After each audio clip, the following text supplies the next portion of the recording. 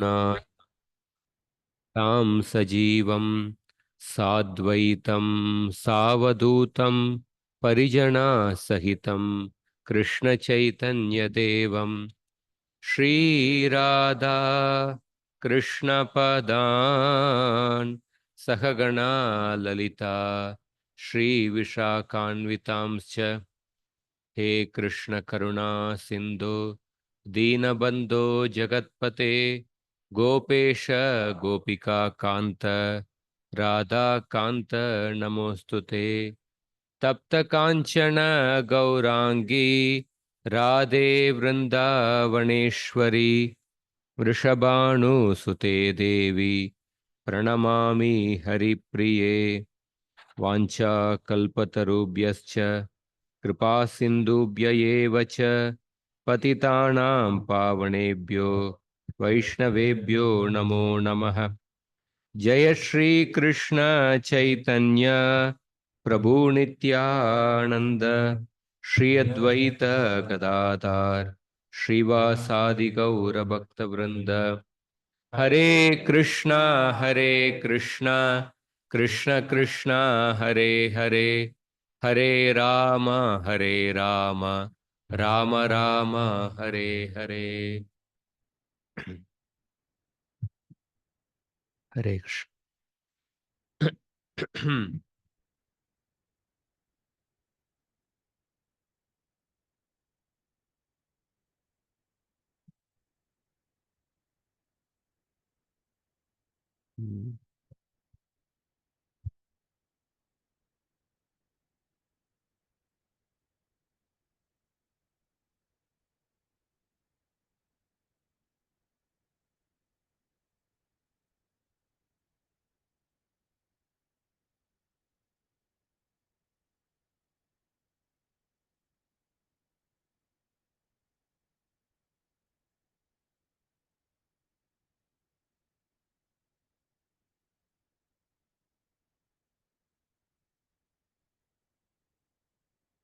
So we'll continue the prayers of the Prachetas.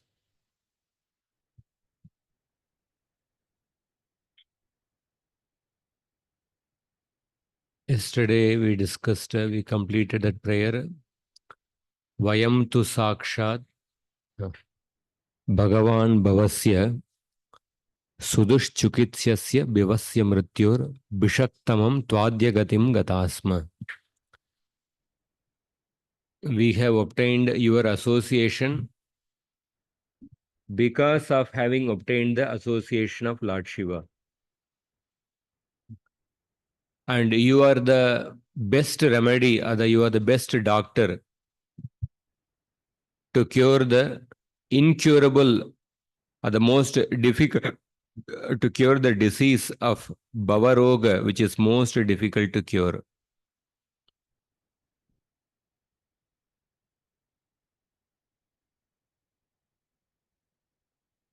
So that is the verse we completed yesterday. We'll continue the next shloka. Anybody has any questions or any points? Other, go ahead.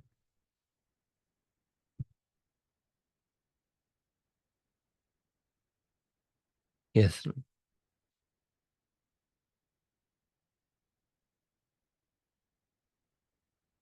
A question on that one Varam Vruni Vadvam me.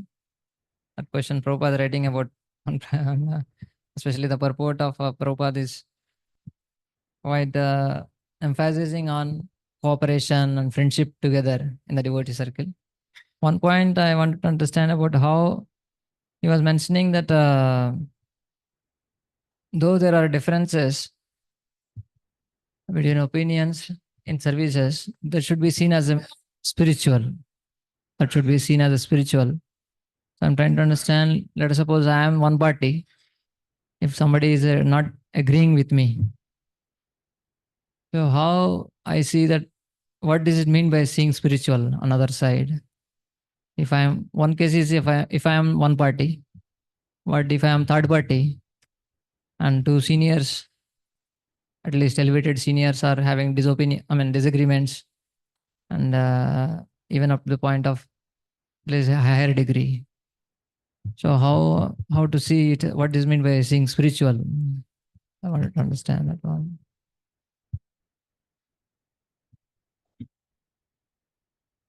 If there is a disagreement in regards to how to serve Krishna, how to render a particular service,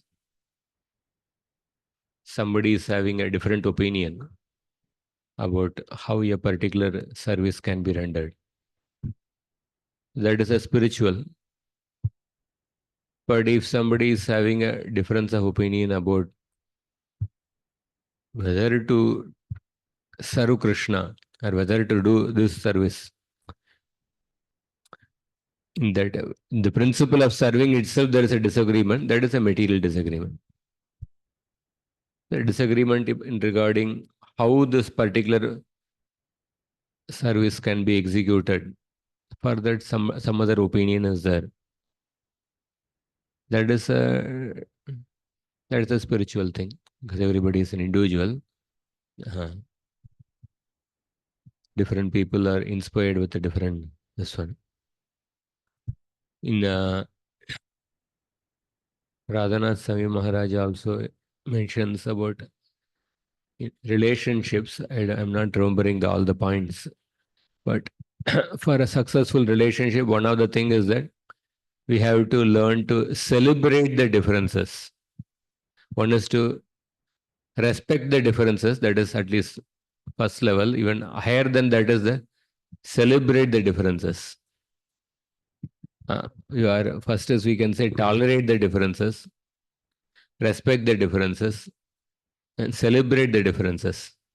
So any relationship cannot be sustained unless we respect and celebrate the differences. Different people, diversity is a natural thing. Diversity is a natural reality, whether there is diversity in rebelling against Krishna and there is a diversity in serving Krishna. In the material world, there is a diversity in rebelling towards Krishna. The spiritual world, there is a diversity in serving Krishna. So diversity cannot be avoided. That's that as long as the difference of opinion is about how to render service, then that should be respected, celebrated also. Again, the Pandavas, each of them had a different nature, but still they were united for the sake of Draupadi and for the sake of serving Krishna. So, that's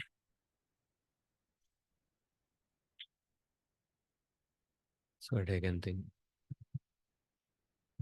So, friendship also, that verse is such an important verse. There's a regarding friendship also, so many things can be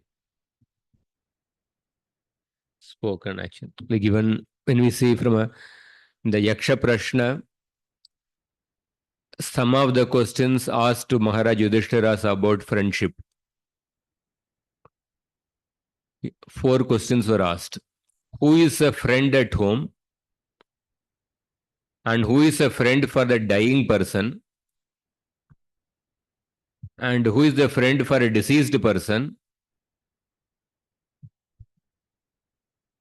And the 4th is,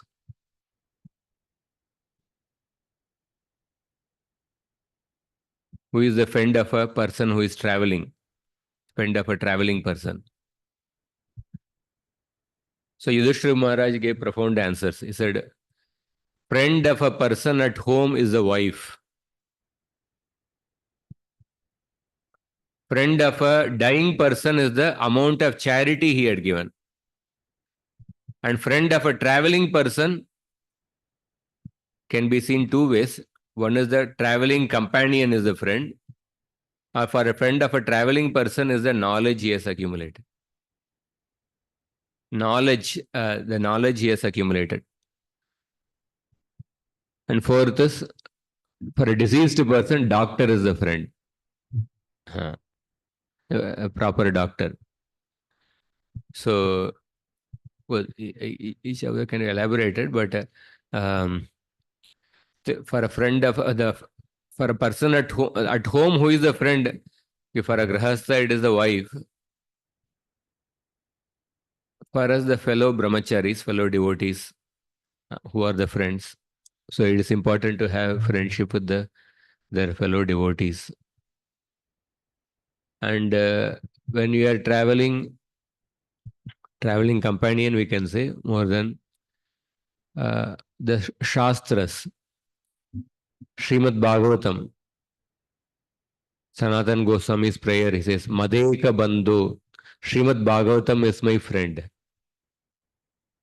Srimad Bhagavatam is a friend. And friend of a person about to die is the amount of charity he has given. But Yudhishthira, this question answer is based on the dharmic platform. On a spiritual platform, for a dying person, how much service one has rendered with one's body, mind, words, or artha. Prana, artha, diya, vacha. Since prana, artha, diya, vacha, how much service one has rendered to Krishna, that is the friend of a dying person. Friend of a deceased person is the doctor. It's a general answer from practical point of view. The greatest disease is the disease of Bhavaroga. And for the, who is the doctor for the disease of Bhavaroga? There is Krishna only, Krishna Katha. Bishaktamam Tvadyagatim Gatasma. So friendship is something. Do you have that Sulnas Radhanath Maharaj, there's one statements on friendship. There is a long back once in Govardhaniko village, around 15 years back, there was some brahmachari get together. So at that time, it was in the night time. Power had gone and it was pitch dark in the night. The speaker was not able to see all the audience, and audience is not able to see the speaker. But still there was satsang was going on actually. So unique satsang. In that, there was a question which was asked about friendship. Somebody asked a question about friendship, and Maharaj gave some profound answer on friendship. I'll just read that. The prominent spirit in our friendship is that you are the Prabhu and I am your servant. Loyal to each other with Guru and Krishna in the center. I am your servant, and the friendship should be based on loyalty to each other with Guru and Krishna in the center.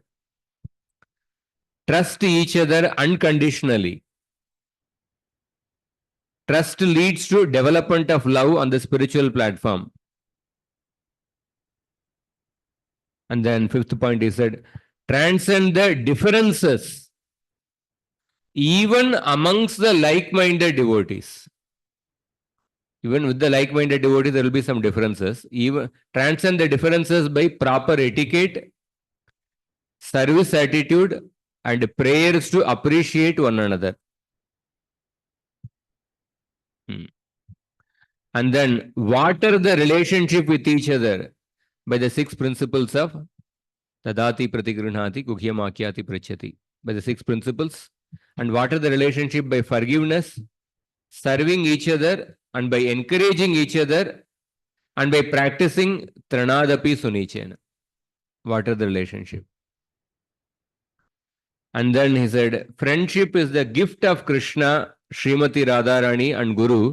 It should not be taken cheaply. Inspire each other to cut the weeds of our own pride, selfish ambitions, political nature, which strangles our relationships. These are the things which will, the weeds which strangle the relationships. Dealing with snake of envy how to deal with the snake of envy which grows in our relationships, one has to understand that it is a test. See envy as the impurity of my heart. See the envy as a, see it as a, see it as envy manifesting for good. And here the philosophy to understand that it is your fault and not the other person's fault. And then he said, deep friendship with Vaishnavas is experienced only after many, many years, 10, 15, 20, 50 years of cultivation. Because it is like a gold that has been tested and purified by fire. And then he said, we have to have commitment. This is for life. Our satisfaction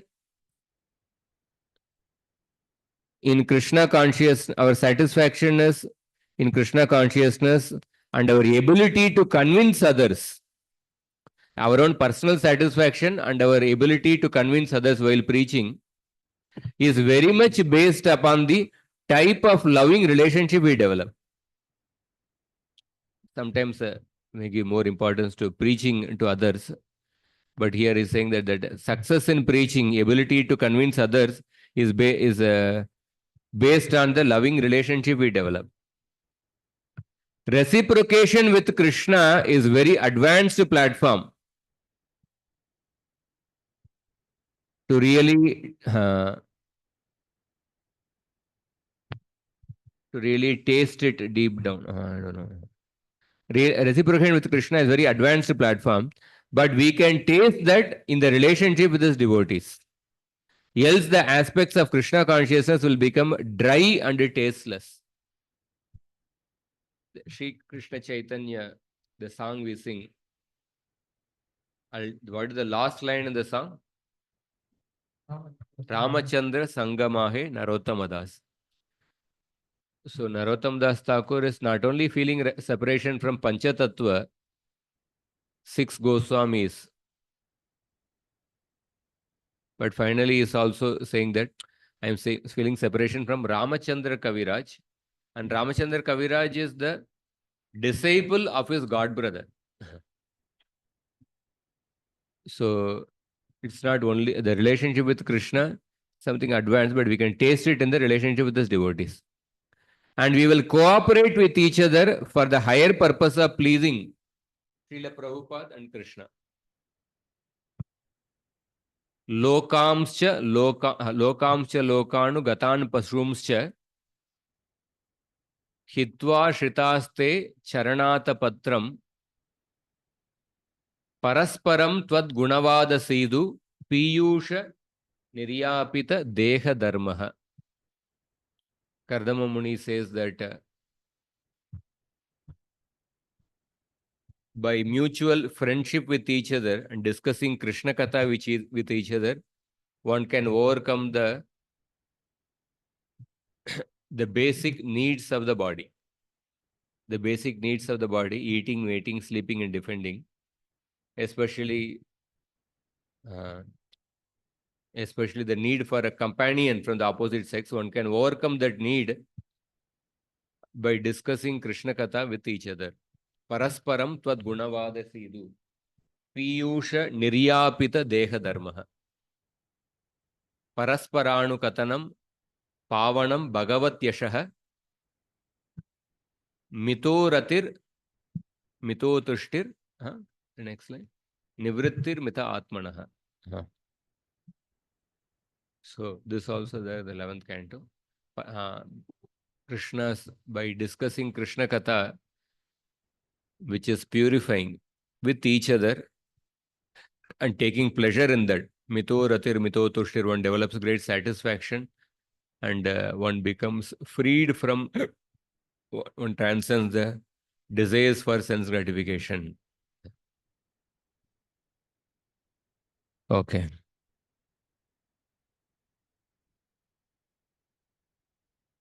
Yeah. Okay, we'll go ahead.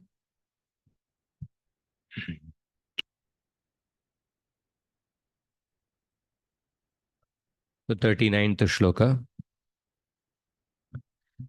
Yanna svaditam gurava prasadita viprascha vriddascha sadanu vritya arya nata suhrudo bhratarascha sarvani bhutanyanasoyaiva yanna sutaptam tapayetadisha nirandasam kalamadabhramapsu sarvam tadetat purushasya bhumno vrinimahete paritoshanaya.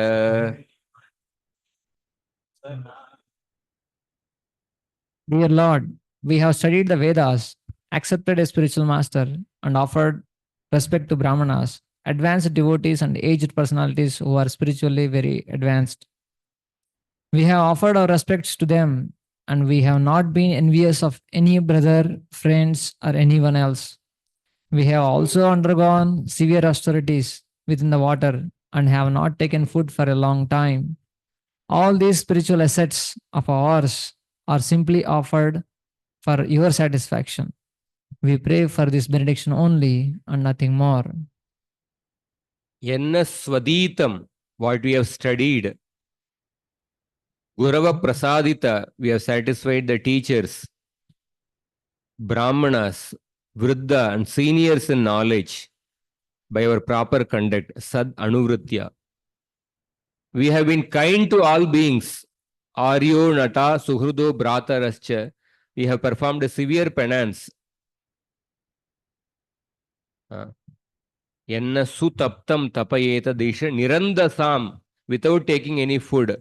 Kalam adabram apsu, for a long time while remaining in the water. Sarvam tadetat purushasya bhumno vrinimahete paritoshanaya. We select all this for pleasing you. Like a practical demonstration of yatkaroshi yadashnasi. Whatever austerities we have performed, whatever activities you have performed, whether you have studied or our charity, all these things are for you actually. So it's a, in that sense, sometimes some devotees go into little extreme. Oh, this cannot be done, or that cannot be done. Oh, Shraddha, this cannot be done, or this is Mahabharata should not be read, or this could not be read, this one. But rather, we can take inspiration from the Prachetas. So when there are different duties, whether it is different duties as Shraddha, or giving charity, or different other things, sometimes while living in this world, we may have to perform certain duties which may not be direct Krishna Bhakti. We may study different subject matters either in the college or other scriptures which are not direct devotional scriptures. It could be Vyakarana or Nyaya Shastra, or it could be Mahabharata or Ramayana or different other things. But we should do that in the mood, the way Prachetas have exhibiting that. Sarvam tadetat purushasya bhumno. So Rupa Goswami has not mentioned Jnana Karmadi Shunyam. He has mentioned Jnana Karmadi Anavritam. Anya Abhilashita Shunyam. There is not Anavrita. Anya Abhilashita Shunyam. But Jnana Karmadi Anavritam. How you do Jnana Karmadi Anavritam? When you perform all those activities as an offering to the Lord. Those activities, the study of the different other Shastras, or the other pious activities, we select all this for pleasing you. So being ignorant, we do not know the process of pleasing you. You should be pleased with what we have done randomly. Vriddha means those with knowledge. Arya means those with great bhakti. So,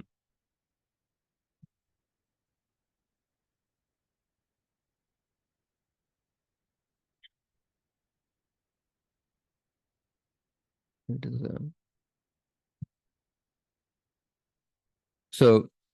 Samsiddhar Haritoshanam, Prabhupada is quoting that whatever Varnashram activities we perform should be for pleasing Krishna. One who has actually understood him surrenders unto him after many, many births. So all these qualifications were exhibited by Prachetas. They did not take food for a long time. Uh, so they were performing penances within the water. Generally, sometimes when there is certain austerities are there, at that time we become little irritated. It becomes difficult to cooperate with each other or something. But they did not take food for a long time, but still they were focused on the higher principle. So in one class, His Holiness Radhanath Maharaj mentioned, just like Prachetas, they were performing austerities within the water, within the ocean, under the ocean. So similarly, all of us are also in the ocean. So Kali Yuga is like a ocean of faults. So Kali Yuga is like a ocean of faults, and we are all actually submerged in that ocean of faults. In that sense, we are also like the Prachetas. But just like the Prachetas, they gave focused on the higher principle. One has to focus on the higher principle. So they underwent, they practiced these austerities not for material benediction, but for the satisfaction of the Lord. So people training to become devotees should be respectful not only to the Bhagavan, but also to those who are elderly in knowledge, who are Aryans and actual devotees of the Lord. So by reading the books, we get knowledge. By hearing from the devotees, we get wisdom.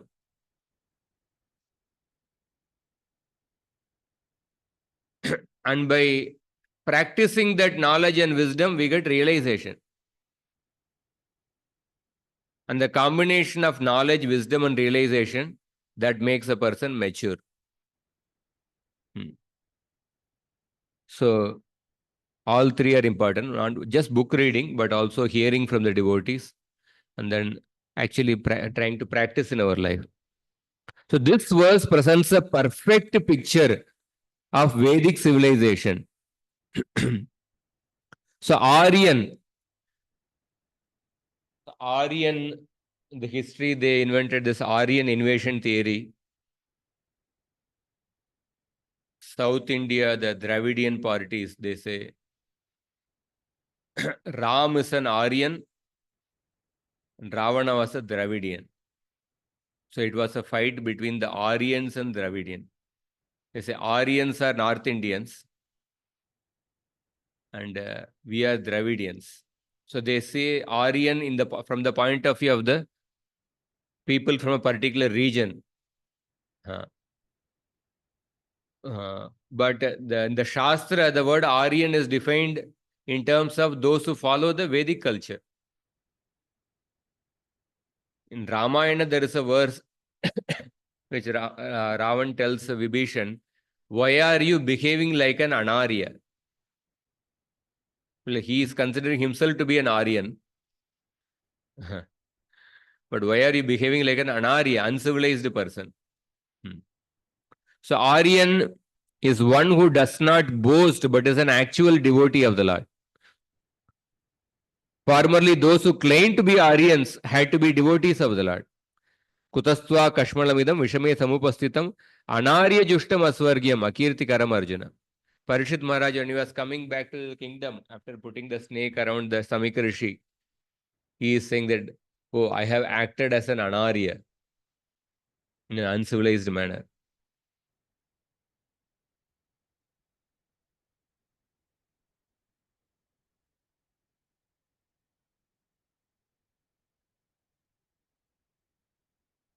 This, okay.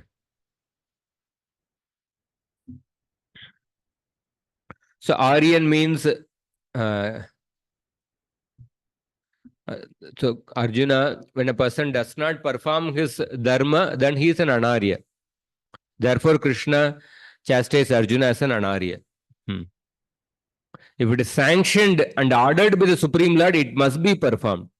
An Aryan performs his duty. It is not that the Aryans are unnecessarily inimical to the living entities. And the Aryans never maintain slaughterhouses.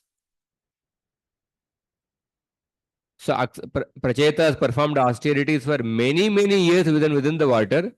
Accepting austerities is the avowed business of those interested in advanced civilization. Nirandasam, without food. Eating voraciously and unnecessarily is not the business of an Aryan. Rather, the eating process should be restricted as far as possible.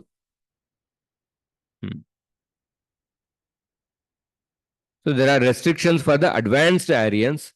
Although the Lord himself can eat anything and everything, he restricts himself to vegetables, fruits, etc. So I think this is the last two prayers. Manuswayambur Bhagavan Bhavascha Yenye Tapo Jnana Vishuddha Sattva Adrishtapara Apiyan Mahimna Stuvantyato Tvatmasamam Grinimah.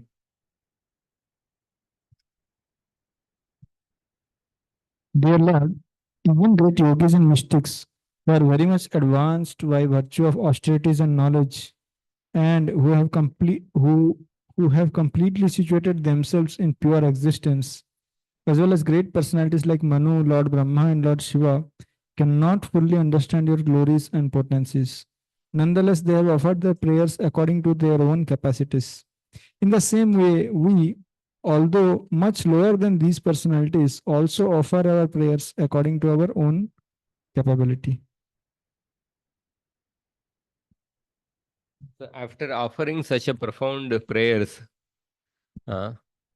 they are exhibiting their such humility. Manu, Brahma, Shiva, and others, Yenye Tapogyan Vishuddha Sattva, who became purified by austerity and knowledge, Adrishta Para, although they are not able to see your glories completely, they offer prayers unto you. The same way, Atma Samam Grinima, we also offer prayers to the best of our ability. Tatapi Kirtayamanga Yata Mati Yata Shrutam Kirtim Hareswam Satkartum Giram Anyabidasatim. Maitreya said, I will glorify the Lord according to my best of capacity, according to my realization. If I don't do it, then my tongue will become unchaste. Prahlad Maharaj says, Tasmadaham Vigata Viklava Ishwarasya Sarvatmana Mahigrinami Yata Manisham Nicho Jaya Guna Visargam Anupravishta Puyeta Yenaki Puman Anuvarnitena. I give up the conception of being unfit. Because anybody, however fallen one may be, if he prays to you sincerely, he can become purified. Puyeta Yenaki Puman Anuvarnitena. The same mood here, Prachetas are saying. Sometimes one goes into extreme. I can do this. I can accomplish this. In that way, one can be in the mood of pride. Or one can go into the mood of inferiority complex. So I am so fallen, I cannot render any service. So that is some kind of inferiority complex or depression. So nobody can be so fallen that he cannot render any service to the Lord. That is why Prahlad Maharaj says that Nicho Jaya Guna Visarga Manu Pravishta Puyeta Yenaki Puman Anuvarnitena.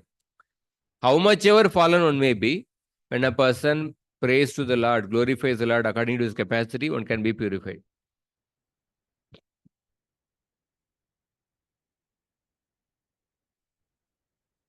So in this purport, Prabhupada quotes this. or even Ananta Sesha. Even the Lord himself in his incarnation as Ananta cannot describe his own glories, although he has thousands of faces. Once Brahma told Ananta, you have to carry the Brahmanda, that is your service. He asked that, how long should I carry? So Brahma told that you start glorifying the qualities of the Lord, and when it comes to an end, that time you can put it down. So intelligently Brahma told that you have to, instead of saying directly, you have to do it, carry for eternity. He said, till the time the glorification of the Lord comes to an end, till the time you carry. So there is an intelligent, Brahma acted as an intelligent manager. From another point of view, Brahma also as an intelligent guru, because holding the earth means it's a huge burden. Anything which you are carrying something, after some time it becomes a burden. So Brahma knew that holding the Brahmanda, so it will become a burden. But then when he starts glorifying the Lord, then he will not mind that burden. That burden, he will not feel the weight of that burden. That is why in the glories of Lord Ananta in the 5th canto, it is described that Ananta, because he is engaged in glorifying the Lord, the universes which he is carrying, his universes become like a mustard seed for him. So similarly, any responsibility is also like a burden. So how long I keep doing the same thing? So responsibility over a period of time it will become like a burden. So, but when we are engaged in hearing and chanting the glorification of the Lord, so therefore, oftentimes when somebody doesn't do his sadhana properly, then the services become like a burden for him. So therefore, hearing and chanting is important. Then that becomes easy. So Prabhupada quotes, Mam hi partha vyapashritya episyu papayonaya yenye cha papa yadapashrayashraya shrudyanti tasmai prabhavishnave namaha. नमस्समाय शुद्धाय पुरुषाय पराय च वासुदेवाय सत्वाय तुभ्यं भगवते नमः. Dear Lord, you have no enemies or friends. Therefore, you are equal to everyone. You cannot be contaminated by sinful activities, and your transcendental form is always beyond the material creation. You are the Supreme Personality of Godhead because you remain everywhere, within all existence. You are consequently known as Vasudev. We offer you our respectful obeisances. So Namasamaya Shantaya, you are equal to everyone. Shuddhaya, you are pure. Supreme Person Vasudeva Bhagavan with the form of Shuddha Sattva, we offer obeisances unto you. So Ekopyasau Rachayatum Jagadanda Kotim. The Lord, through his plenary portion, he enters into every universe to create the material manifestation. He also enters into every heart. So Krishna is called a Shuddham. Upanishad says that Shuddham Apapa Viddham. Shuddham and Apapa Viddham. He can remove the contaminations of sinful people, and he also cannot be affected by other sins. Antiseptic and prophylactic nature of the Lord. Devotional service has an antiseptic and a prophylactic nature. So when the Lord descends on this planet, he acts in many ways. He kills the demons and performs acts not sanctioned in the Vedas, that is, acts considered sinful. Even though he acts in such a way, he is never contaminated by his own action, and he is therefore described here in as Shuddha. The Lord is also Sama, equal to everyone. Satvaya indicates that the form of the Lord is not material, it is Sachitananda Vigraha. Next shloka. Maitreya Uvacha Iti Pracheto Birabishtuto Harihi Pritastate Tyaha Sharanya Vatsala Anichatham Yanamatripta Chakshusham Yayau Swadamanapavarga Viryaha. The great sage Maitreya continued, My dear Vidura, the Supreme Personality of Godhead, who is a protector of surrendered souls, being thus addressed by the Prachetas and worshipped by them, replied, May whatever you have prayed for be fulfilled. After saying this, the Supreme Personality of Godhead, whose prowess is never defeated, left. The Prachetas were unwilling to be separated from him because they had not seen him to their full satisfaction. So Abhishtuto, in this way, being praised with the Prachetas, was very pleased. Tata iti aha. So be it, the Lord said. So Anichatam Yanam Atrupta Chakshusham, although their eyes could not be satisfied, they wanted the Lord to stay for more time, but they did not desire his departure. Anichatam. But the Lord, who is Sharanya Vatsala, affectionate to the surrendered, who is Anapavarga Virya, vigorous strength, Swadama Yayau, he departed. So here Prabhupada says that according to Jiva Goswami, this is an exhibition of the Lord's kindness to innumerable other devotees. Why did the Lord leave? Because there was many other devotees who also wanted the Lord's association.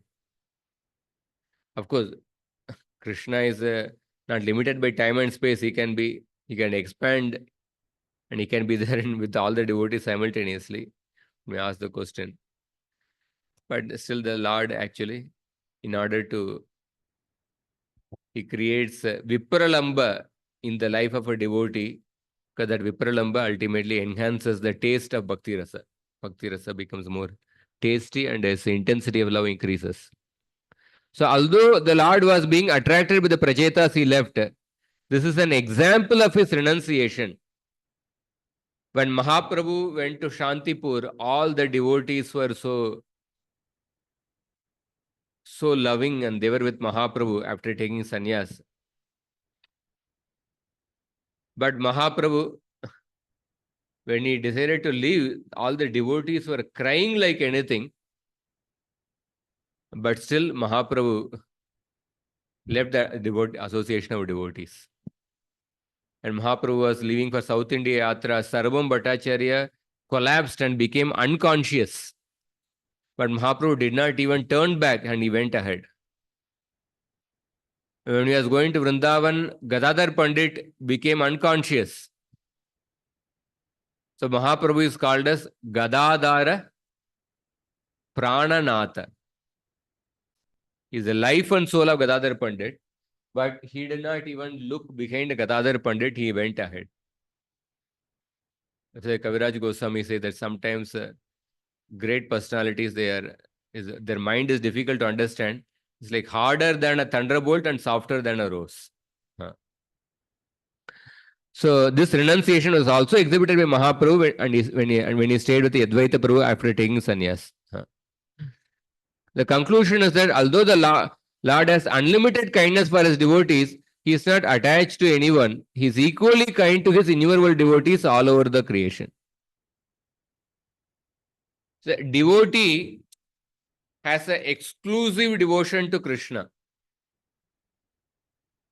But Krishna has to reciprocate with so many other devotees. So that is why one of the reasons why Krishna told the gopis, I cannot repay the debt towards you. Why is saying I cannot repay the debt towards you? Because qualitatively speaking, your devotion is only focused towards me.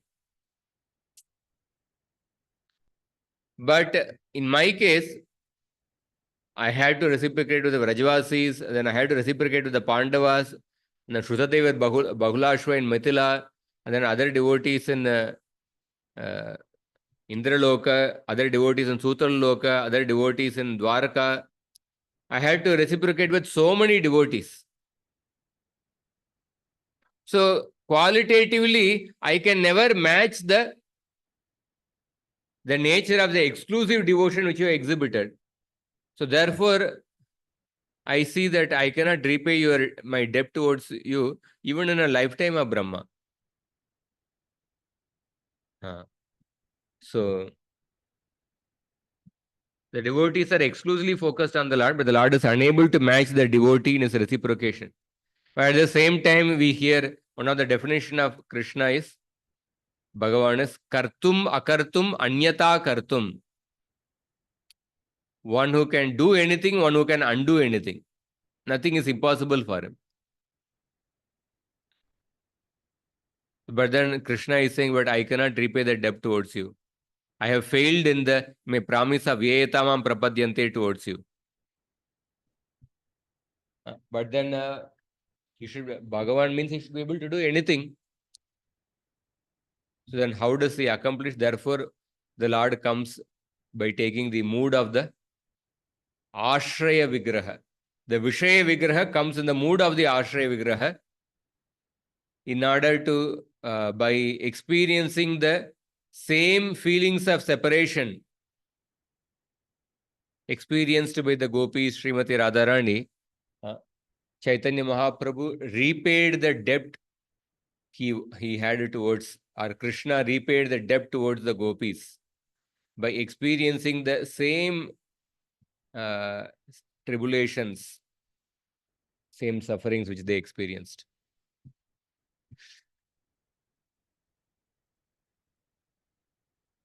Next shloka.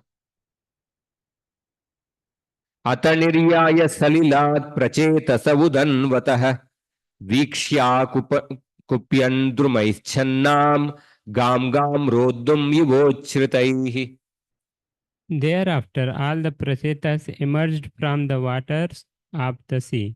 They then saw that all the trees on the land had grown very tall, as if to obstruct the path to the heavenly planets.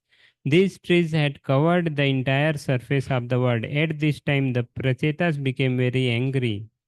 So then when they came out of the water, they saw that the earth was overgrown with the trees. Now they had to take care of the kingdom. So they saw that it's overgrown with the trees, and then the food grains were not being produced, and there were no agricultural activities. Indeed, the surface of the world was practically covered by very tall trees. How we see that particular period, Prachina Parishad going to the forest and the Prachetas are not having returned, intermediate period where without a king. I don't know how long is that period, but without a king. In the Ramayana also there is a section, Bhagavatam also we see the section in the first canto. What is the result of a kingless kingdom? When the king is not there, what all will happen actually? The first canto, 18th chapter after the Shringi cursed Parishit Maharaj, there are series, few verses are there. As Samika Rishi talks about how when the king is not there, what happens to the kingdom. In Ramayana, after Dashrath Maharaj dies, Ram has gone to the forest and then nobody has become the king. And then Bharat is called back and then Bharat goes to meet Lord Ram. So Lord Ram tells to, I think, Bharat about also a series of one chapter or some series of verses about kingdom without a king, how that kingdom will be dangerous. Recently also we saw in Bangladesh, government collapsed and then before the next government came, how the intermediate period was so troublesome for the Hindus. So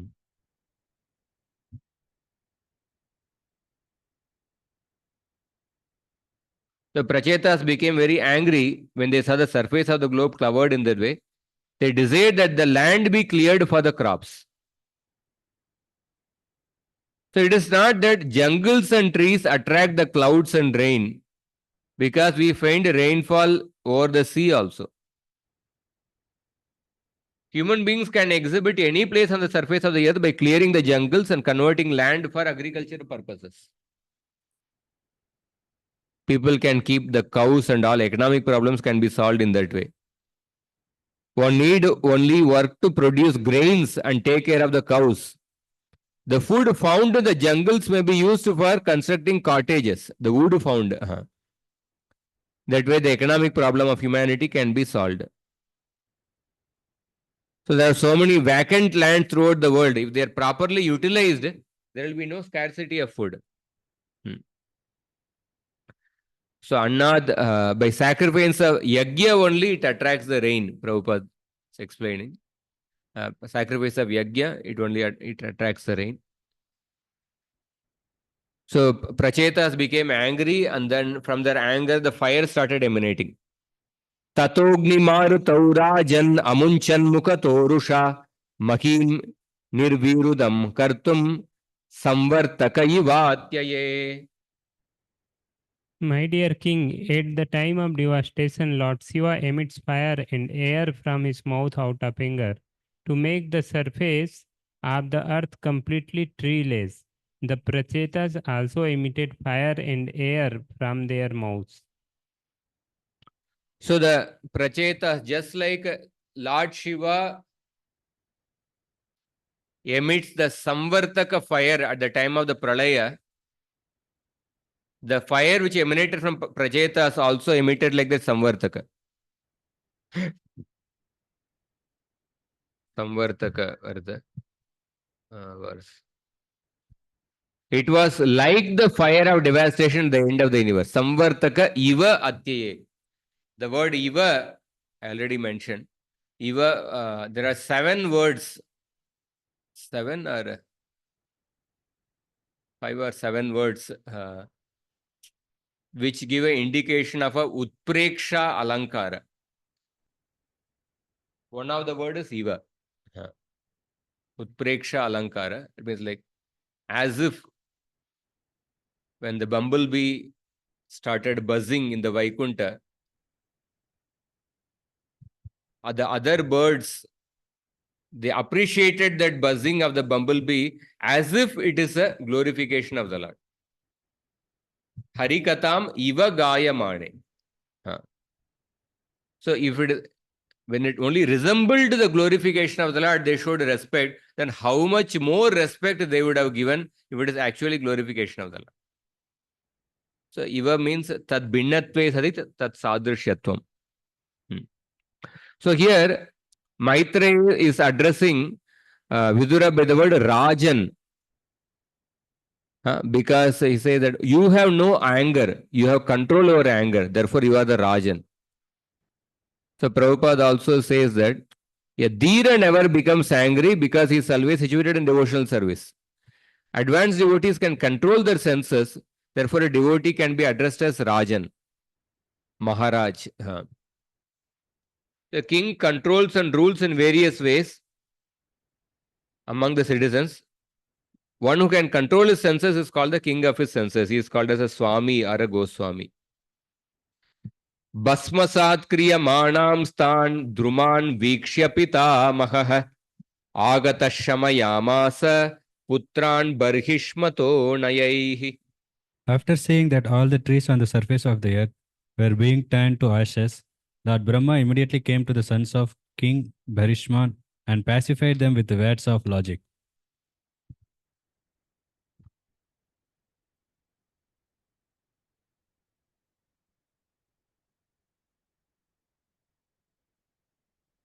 So, we see there are many episodes in the Bhagavatam. Prachetas becoming angry is not wrong. They were exhibiting that fire in order to remove the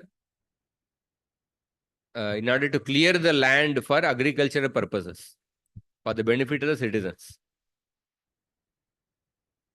But the material world is so unsteady that although anger is sometimes necessary tool to be used in a particular situation, the material nature is so unsteady, material nature is so powerful.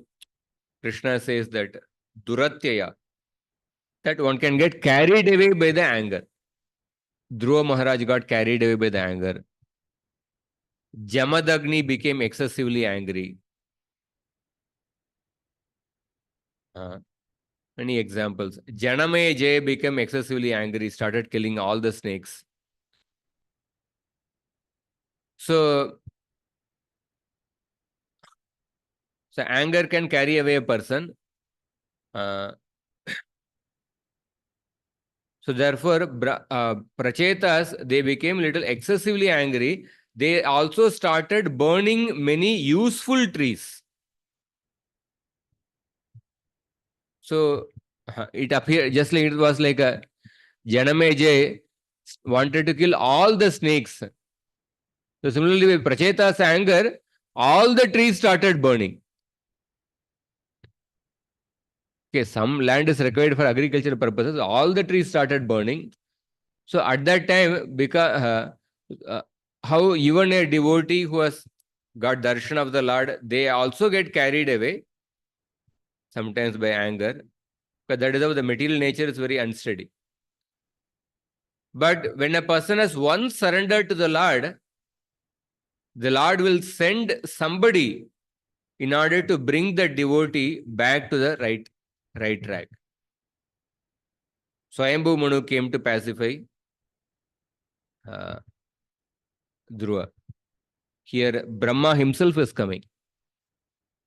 We see that whenever there is some uncommon occurrence on any planet, Brahma, being in charge of the whole universe, immediately comes to control the situation. So this is a responsible person. A responsible person in any establishment is always alert to keep peace and harmony within the establishment. Similarly, Brahma is also allowed to keep peace and harmony within the universe. He consequently pacified the sons of Barhishman with a good logic. So Brahma's responsible nature comes so many places in the Bhagavatam.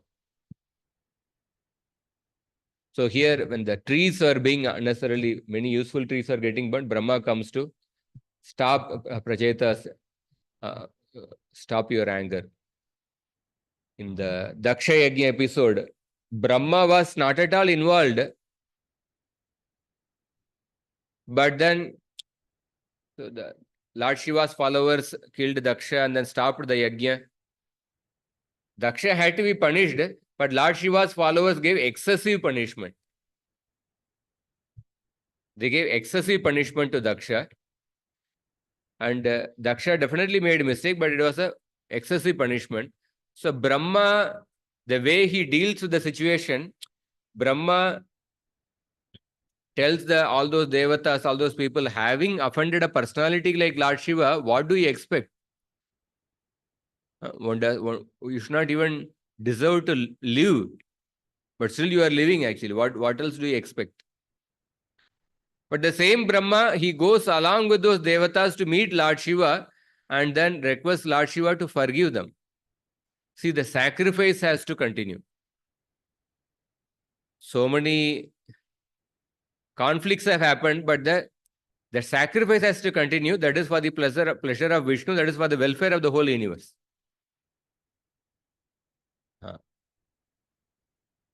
So we see in this world also, like few years back in Sri Lanka, there was a riots and then the government was overthrown. And just like in Bangladesh, Sri Lanka also, the common people, they went into the president Bangla and then they took away everything and then president flew the country. So the whole country was in riots. But at that time I was seeing the news. I saw At the same time, in the same city, or in same Sri Lanka or some city, Sri Lanka, Australia cricket match was going on. Although the city is in riots and the president flew the country, but still they didn't stop the cricket match.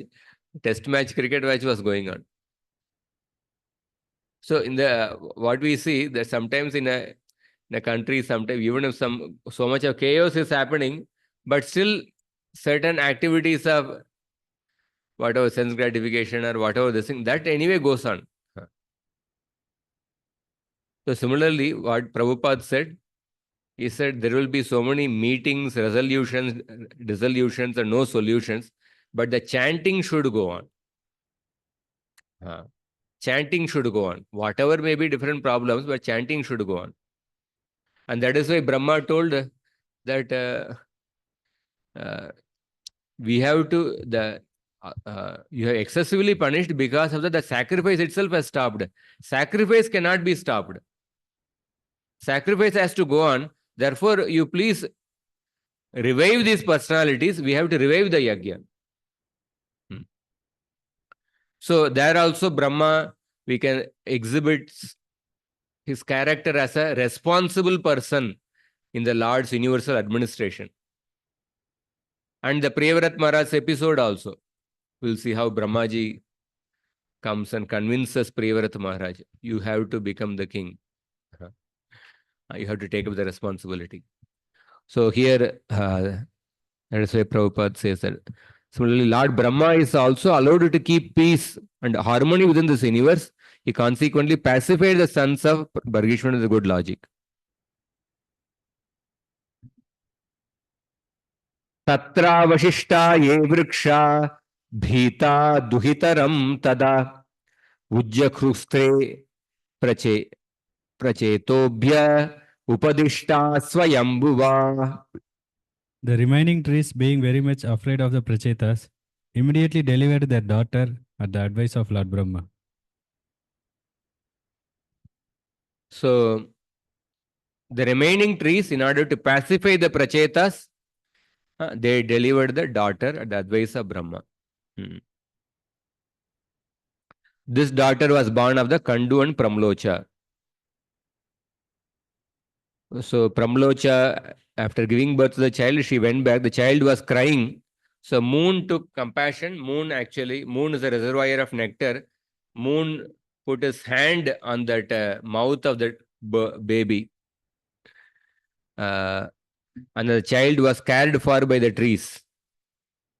And now when she grew up, by the order of Brahma, she was delivered to the Prachetas as their wife. And the name of the girl was Marisha.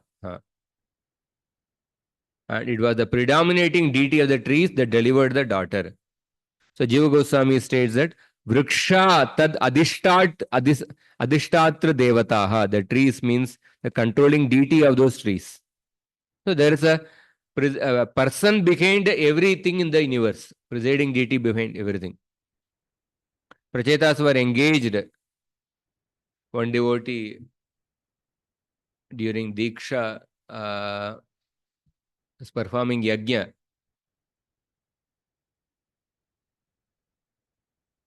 So he was putting ahuti in the fire. So Radhanath Maharaj was saying, feed the fire. Feed the fire. Don't just put the ghee into the fire. Putting the ghee into the fire means you are dealing, it's an impersonal way of speaking. Feed the fire means you are considering the fire as a person. You feed that person. So the Prachetas were engaged in burning all the trees to ashes, and they considered the trees their enemies. To pacify the Prachetas, Marisha was offered. Techa Brahmana Adeshan Marisham Upayemire Yasyam Mahadavagyanad Ajanyajana Yonijaha. Following the order of the Lord Brahma, all the Prachetas accepted the girl as their wife. From the womb of this girl, the son of Lord Brahma named Daksha took birth. Daksha had to take birth from the womb of Marisha, due to his disobeying and disrespecting Lord Mahadev, Shiva. Consequently, he had to give up his body twice. So the Prachetas were born, the Daksha was born as the son of the Prachetas and Marisha. So, and Daksha Mahad Avagyanat. Daksha, because he had offended Lord Shiva, first, once he died when Veerabhadra cut his head. And then the second death was after getting the goat's head, then when his lifetime ended, he died. So now this Daksha, in the first birth, he was born as the son of Brahma. He was born as a Brahmana. Now, because as the result of the residual effect, as a result of the residual offense towards Lord Shiva, now he is born as the son of a Kshatriya. And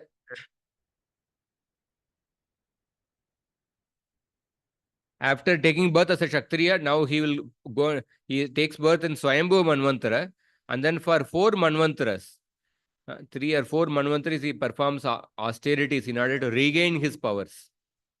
And then the Chakshusha Manvantara, Chakshusha is the 6th or 5th? 6th Manvantara.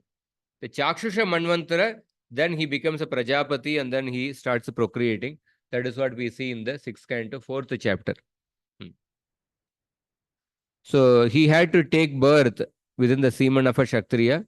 He became the son of the Prachetas. So because of disrespecting Lord Shiva, he had to undergo the tribulation of taking birth from within the womb of a woman.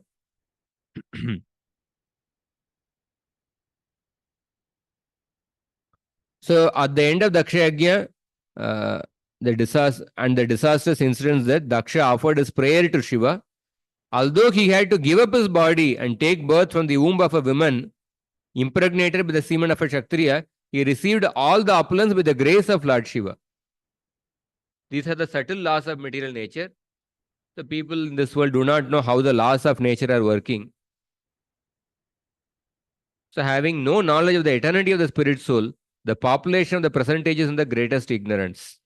Manda sumanda matayo mandabhagya hyupadrata.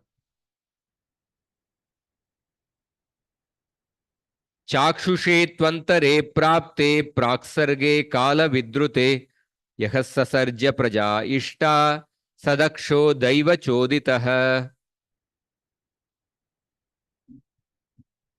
His previous body had been destroyed, but he, the same Daksha, inspired by the supreme will, created all the desired living entity in the Chakshusha Manvantara. So he became a Prajapati, the Chakshusha Manvantara. In between Swarochisha, Uttama, Tamasa, and Raivata, they became the Manus. The Chakshusha Manvantara, he started procreating. So Prabhupada quotes how there are 14 Manus in the day of Brahma. What is the lifespan of each Manu? The controversy of the Daksha Yajna took place in the Swayambhu Manvantara. As a result, Daksha was punished by Shiva. But by virtue of his prayers to Shiva, he became eligible to regain his former opulence. Daksha underwent penances up to the 5th Manvantara. So some acharyas also mentioned that when a person commits an offense, there are 2 steps to completely eradicate the offense. One is to beg forgiveness, and another is to attain the favor of the person. That means forgiveness is by begging forgiveness, but attaining the favor is by doing something positive service to the person. Then one gains the favor of the person. Somebody has stolen the car of another person. You come and say, please forgive me for stealing the car. That is one part. The next part is like you have to give back the car, or you have to give another car. Not simply beg forgiveness and then go. So some acharyas, I'm not having the exact reference, but in the Bhakti Tirtha Maharaj has written one book, Radha Shunya and Aparada, and in that he quotes the references. Daksha Prajapati, he begged forgiveness from Lord Shiva, but he did not attain the favor of Lord Shiva. He didn't do more something positive for Lord Shiva. So therefore, because he didn't attain the favor, therefore some effect, some residual effect of the offense was remaining. So therefore, that led to committing another offense to Narada Muni.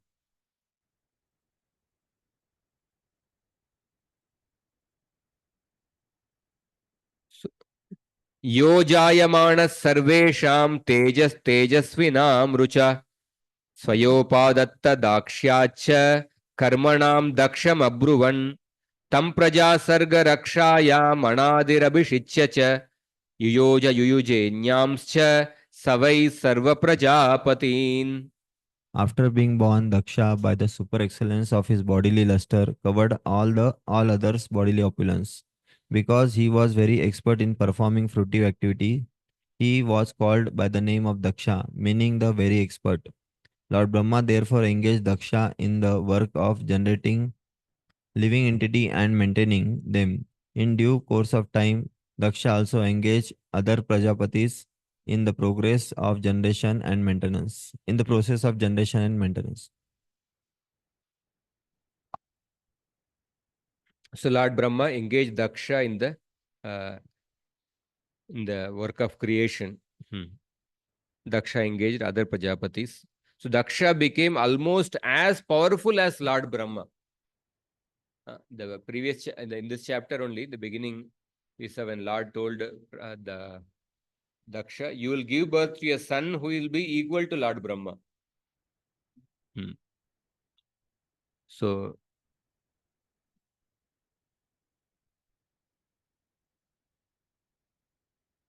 one minute.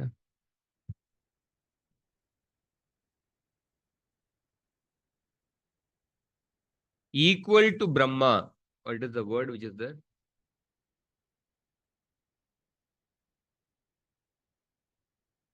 Yo jayamana sarvesham tejas tejasvinam rucha swayopadatta dakshyach.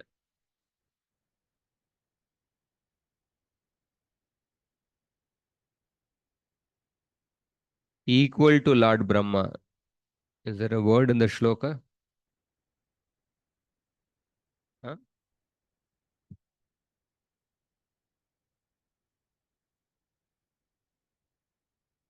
Praja sarga rakshayam anadi abhishicya cha yuyuje anyan. Praja sarga rakshayam anadi abhishicya cha yuyuje anyam cha savai sarva prajapatim. So equal to, yeah, ajayamana, that is the word. Yaha ajayamana, we have to see the root word, but ajayamana is the equal. Ajayamana, equal to Brahma, he spread his powers by his effulgence. Tejas vinam rucha, over all the powerful persons. Because he was expert at performing rituals, he was called Daksha. Swaya upadatta dakshyach. So Brahma appointed him and engaged him in creating and maintaining the progeny. He engaged other Prajapatis as well.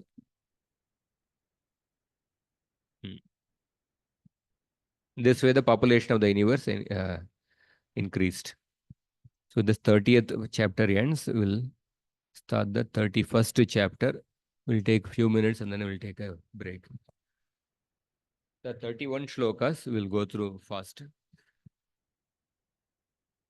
Maitreya uvacha tata utpanna vigyana आश्वदोक्षज भाषितम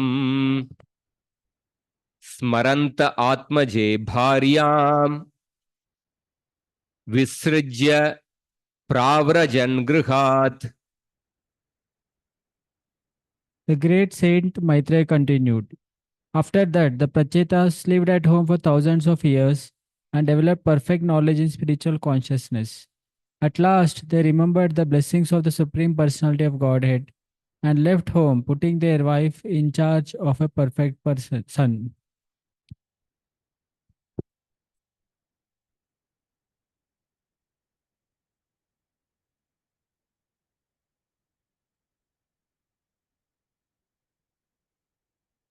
So the prachetas, one minute.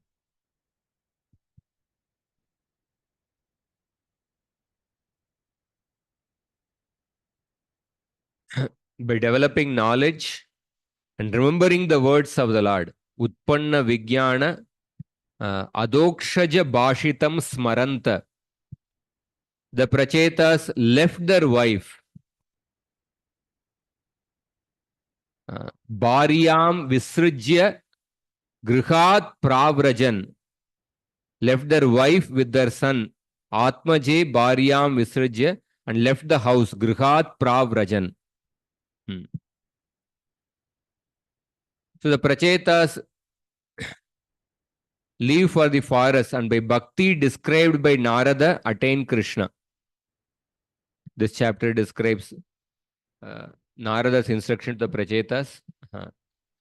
That Lord told that previously that they would become disgusted with the kingdom and attain him.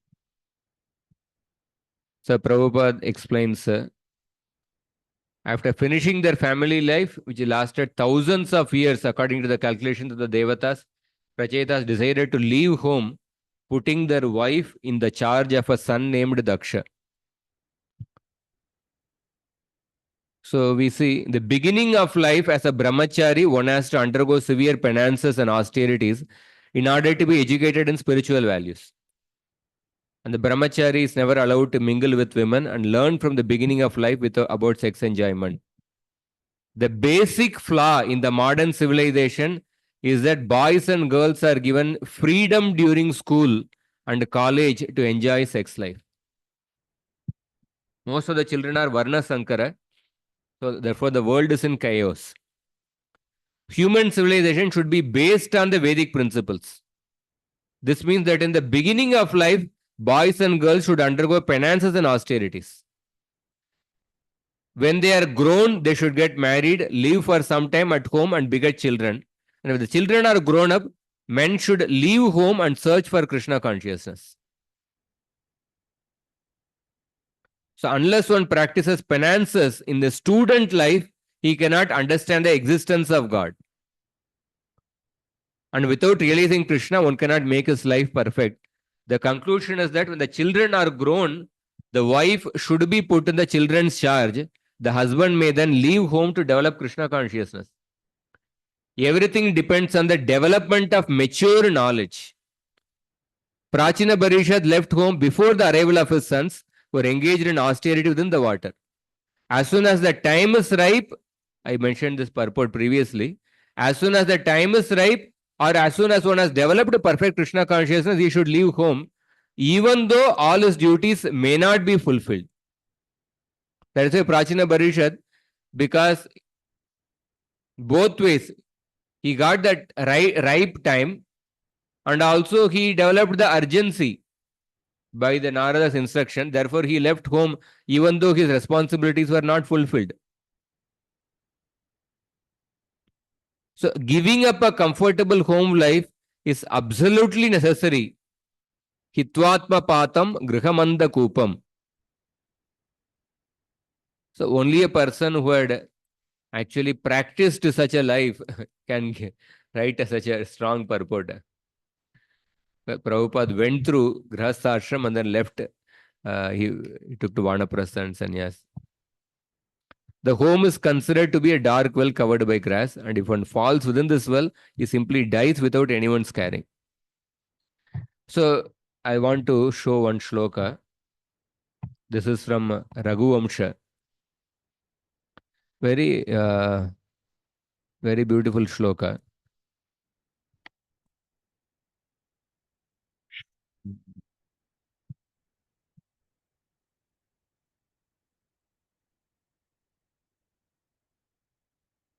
So this shloka describes about the kings in the Raghu dynasty. comes in Kalidasa's Raghuvamsha. Shaishave abhyasta vidyanam yavane vishayaishinam vardake munivrittinam yogenanante yogenante tanutyajam. The kings of Raghu dynasty, Shaishave, during their childhood, they focused on abhyasta vidyanam. They focused on education, learning. Yavane vishayaishinam. And during their youth, they engaged in enjoying the senses by following the principles of dharma. During the grahastha ashram in the youth, they engaged in enjoying the senses by following the principles of dharma. Vardake munivrittina. And during old age, they practiced munivritti. Yogenante tanutyajam. And then at the end, they practiced yoga, and then they gave up their body, attained to perfection. So why this shloka I'm quoting is that how doing things at the appropriate time. So only in this world, many activities, you can achieve the effective results of an activity when you do that activity in the appropriate time. When you do at the wrong time, you may achieve results, but there is a greater struggle. So brahmacharya ashram means before kama enters, vidya should enter, actually. That is the brahmacharya ashram. That means it starts at a age of 7, 8, 6, 7. Before kama enters, vidya should enter. So, and then after that, grahastha ashram, vanaprastha sannyas. So, there is a time for doing everything. But when that time is neglected, the purport Prabhupada is essentially talking about the same, what is mentioned in the shloka, same thing Prabhupada is speaking. How there's a scientific system, there's a proper time for doing brahmacharya, grahastha, vanaprastha, sannyas. So when we see in the modern world, many things, when you are supposed to do something at that time, we don't do it. I'm talking especially from a varnashram point of view. So one is, of course, our brahmacharya ashram we start at a later age. It's more like a, technically speaking, it is like an adult reformation center.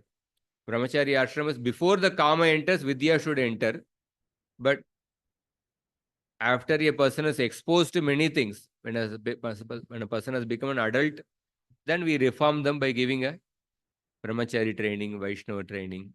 So it is like an adult reformation center, or adult rehabilitation center, something like that. Or we can say by emergency brahmacharya ashram. And if you see in the grahastha ashram, when the bodily tree is ready to produce the fruits, has the best strength to produce the fruits, but at that time we don't want to utilize it. We keep postponing it. When the tree is ready to produce fruits, you suppress, no, don't produce now. And then when you postpone it, then the tree cannot produce more fruits. So normally marriage should happen at a young age. Previously, of course, it would happen in the teenagers. At least nowadays, at least in 20s, the government has ruled you cannot marry before 18 years. But at least in 20s. But we are so much focused on the career growth and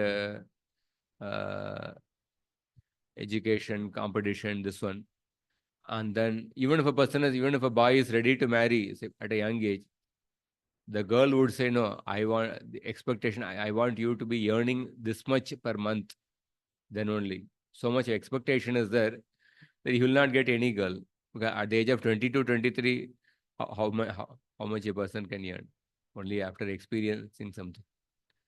So the whole system, because of the modern education, people don't get married early. They keep postponing the marriage. And even after getting married, they keep postponing the giving birth to the child. And then when the body becomes old, then at the most you can have only one child. So therefore, the system is so scientific, doing things at the right time. So then when a person has a child at a later age, 35, 40, then when the child has grown up, then after the marriage is arranged, then by the time you are 65, 70, like that, then to enter the enter the Vanaprastha ashram, to perform some austerities, you need to have some certain strength in your body. We saw the different severe austerities performed by Prithu Maharaj. To perform some austerities in the Vanaprastha ashram, you need to have certain strength. If a person retires at a much later, where will he have the strength? So one has to retire early, but in order to retire early, you need to get married early, have children, give birth to children early. So one devotee I saw, like he, at the age of 49, he had 2 or 3 grandchildren. And I saw that devotee was so committed, and one of the fixed up devotee, always enthusiastic to render service. A simple person from Dharavi in Bombay. But because he got married early, and then he had children, grandchildren, this one.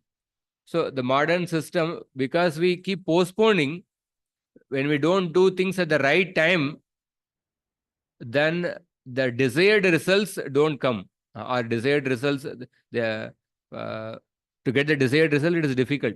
One can have only one child, or many complications, or people go for IVF, etc. So there is only one activity, or practically only one activity, which is not dependent on the time or the place. Chanting of the holy names. Desha kala arha yuktani. Sorry, mantrata santrata chidram. Desha mantrata santrata chidram. Is there? Desha kala arha vastunah. Sarvam karoti nishchidram anusankirtanam tava. Namna makari bahuda nija sarva shaktis. Because the chanting of the holy name does not depend on time and place, therefore chanting of the holy name has the power to remove the faults concerning time and place. So apart from chanting of the holy names, even within Bhakti, and especially in Varnashram, the different activities, duties, in order to get the effective results, you have to perform at the appropriate time, at the appropriate place. So the Varnashram system is also like appropriate time, place. Appropriate time one has to do this one. Then the effective results come.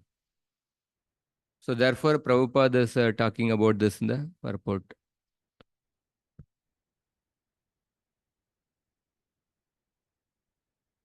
So it's a very scientific thing.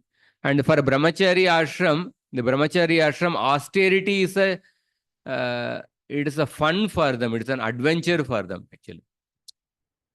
The small children, sometimes we become overprotective. Because of overprotectiveness, the children, they don't get the strength to handle the failures in their life. But when they are put in Gurukul, Brahmachari ashram, there are austerities, but the austerities is a fun. And especially in the young age, they can do it easily. I saw in the Gurukul, Nurli Kanchan, there. 3:45, they are woken up, all the boys are. And till night, there is no time only to sleep. Of course, they go to sleep by 7:45, 8 o'clock. But daytime, there is no sleep only. They continuous activity and different things, cleaning, everything, so many things, everything is done by them. So these things, this training definitely helps the people. So that is one of the point. We'll continue from the second verse in the after the break.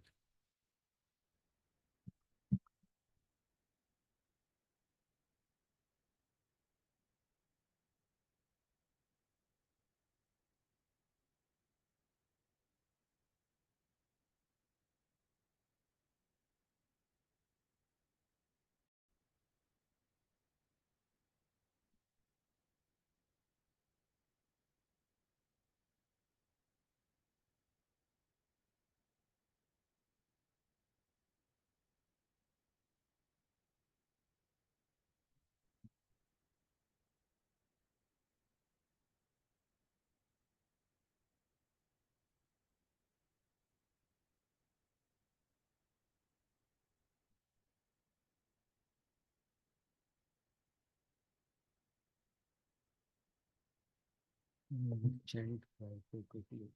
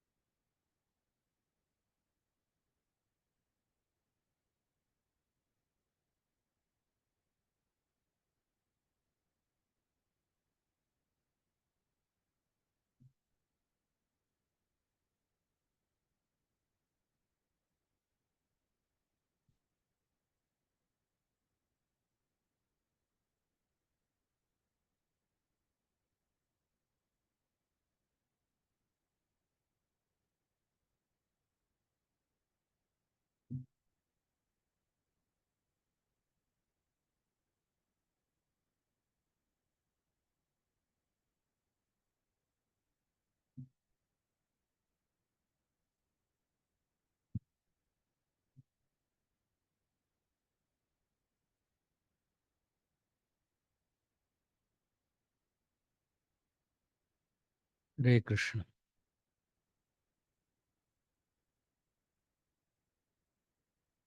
You continue.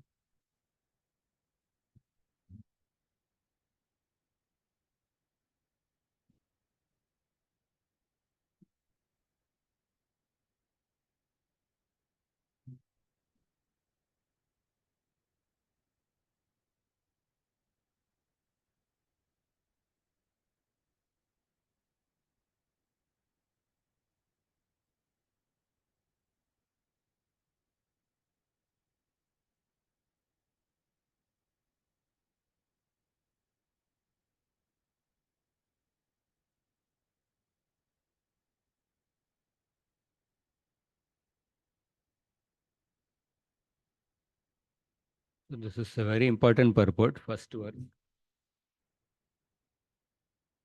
You can go through more patiently also. But second, Dikshita Brahma Satrena Sarvabhutatma Medasa Pratichyam Dishi Velayam Siddho Budhyatra Jajalihi.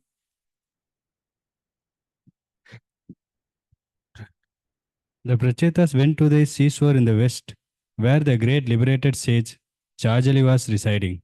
After perfecting the spiritual knowledge by which one becomes equal towards all living entities, the Prachetas become perfect in Krishna consciousness.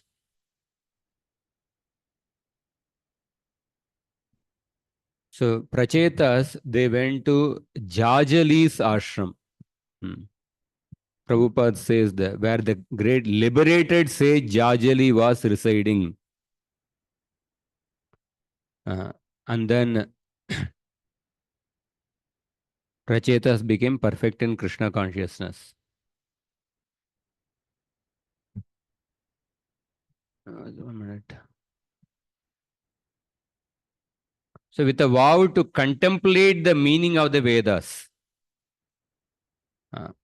and thereby understand that all beings are equal to himself, they attained perfection in the east on the shore of the ocean where Jajali resided.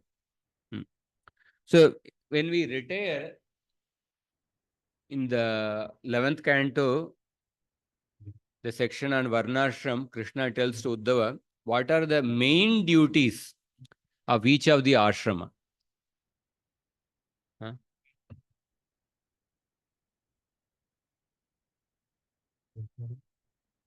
So Krishna talks about the main duties of each of the ashram, where he says that for the Vanaprastha ashram, one of the main duties is to develop an introspective cultivation of life. The main duties of a sannyasi are equanimity and non-violence. For Vanaprastha, austerity and philosophical understanding. So one has to become more contemplative, introspective. Main duties of a householder are to give shelter to the other three ashramas and perform sacrifices. And the brahmachari is mainly engaged in serving the guru. So here we see that with a vow to contemplate the meaning of the Vedas. So that is why Aranyaka and Upanishad, Brahmana, Samhita, Aranyaka, Upanishad, these are the 4 sections of the Vedas. Brahmanas and Samhitas, they are meant for the brahmachari grahasthas. In the Aranyaka, a person understands the deeper meaning of the same Vedic mantras. Outward meaning is given in the grahastha ashram in relation to performing Vedic sacrifices. But a deeper meaning is given in the Aranyaka portion. And even more deeper meaning is given in the Upanishads. So the vow to contemplate the meaning of the Vedas. So they went there. So, and to develop a equal vision. That is one of the main principle of a sannyasi. Sannyasi cannot, a grahastha should discriminate based on the external body, but sannyasi cannot discriminate based on the rich, poor, different caste, etc. Equanimity is one of the important principles. So, both the Vedas and severe austerity are known as Vedas. Brahma also means absolute truth. One has to cultivate knowledge of the absolute truth by pursuing studies of the Vedas.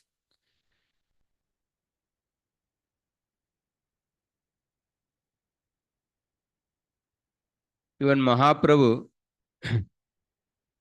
he did not take many of his associates along with him to South India Yatra. He took a new devotee. If he had taken one devotee, or this one, then if he had taken all the devotees, they would not allow him to perform the austerities of a sannyasi. If he had taken one devotee and left another devotee, then he would be compromising on the principle of equanimity. So he took some new devotee, Kala Krishnadas, with him.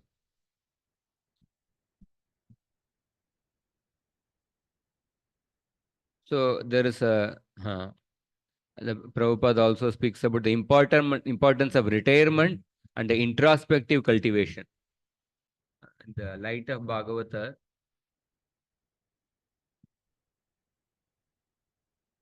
I had read this purport previously during the 29th chapter.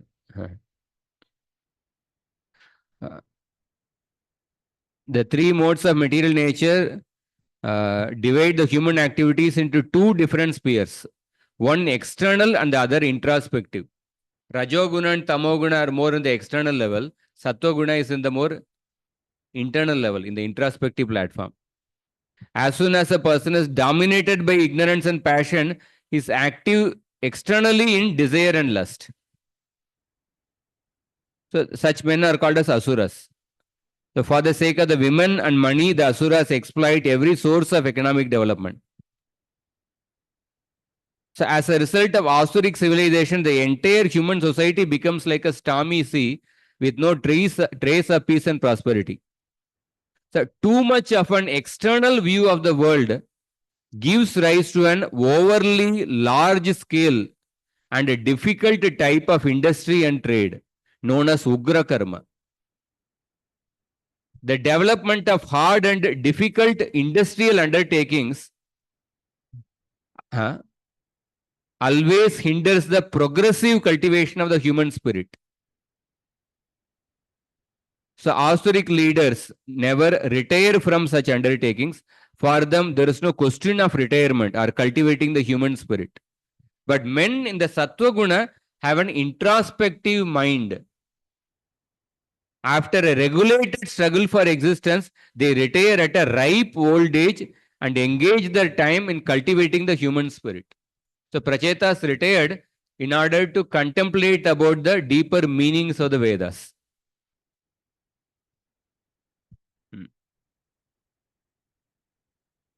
So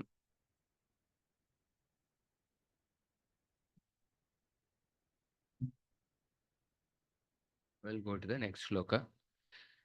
So when they go to the Jajali Muni's ashram, at that time Narada Muni sees them. Tan nirjita pranamano vacho drisho jitasanan shanta samana vigrahan pare male brahmani yojitatmana sura suredyo dadrishe smanarada.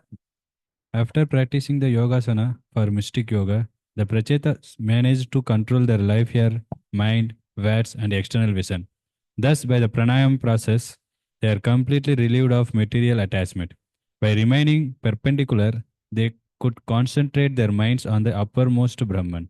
While they were practicing this pranayama, the great sage Narada, who is worshipped both by demons and by demigods, came to see them. So here in this shloka, Sura Asura Idya, it's an important word. Narada, who is worshipped by devatas and demons, Dadrishe, he saw them. Tan Nirjita Prana Mano Vacho Drisho, they had controlled their life here, mind, speech, and sight. Vacho Drisho. Jitasanan perfected their yogic sitting postures. Shanta Samana Vigrahan, they were sitting peacefully with a straight posture.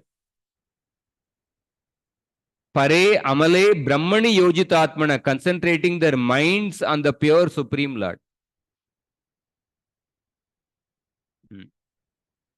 So we see Narada Muni's character, he was respected by even the Suras and Asuras. So Prabhupada says that a perfect devotee should be like Narada Muni. Even the Asuras, even Kamsa had faith in the words of Narada. That is when Kamsa told anything can be the eighth petal, Kamsa had put faith. So, shloka, third verse shloka. The Prabhupada's purport that then he goes to demons and demigods and is equally respected. For Narada Muni, the door of every house is open. Although there is perpetual animosity between the demons and demigods, Narada is welcomed everywhere. Narada is considered one of the demigods, of course, and the word Devarishi means the saintly person among the demigods. But not even the demons envy Narada Muni, therefore he is equally worshipped by the demons and demigods. A perfect Vaishnava's position should be just like Narada Muni, completely independent and unbiased.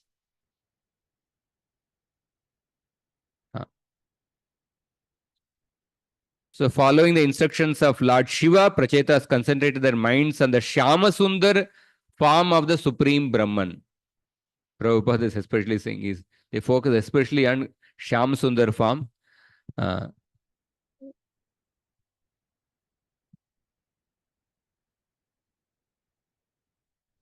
So the way Lord Shiva had described those shlokas, 24th chapter, Lord Shiva gave a description of the Lord Krishna's beauty. Remember those shlokas? Snigdha pravrat ganashyamam sarva saundarya sangraham charvayata chaturbahu sujata ruchirananam. Those shlokas. The way Lord Shiva had described the Lord's beauty, the Prachetas focused on the Shyamasundar form of Krishna, according to Prabhupada. Next shloka. Tamagatam ta uttaya pranipatyabi nandyacha pujayitvaya te desham sukasinam atabruvan.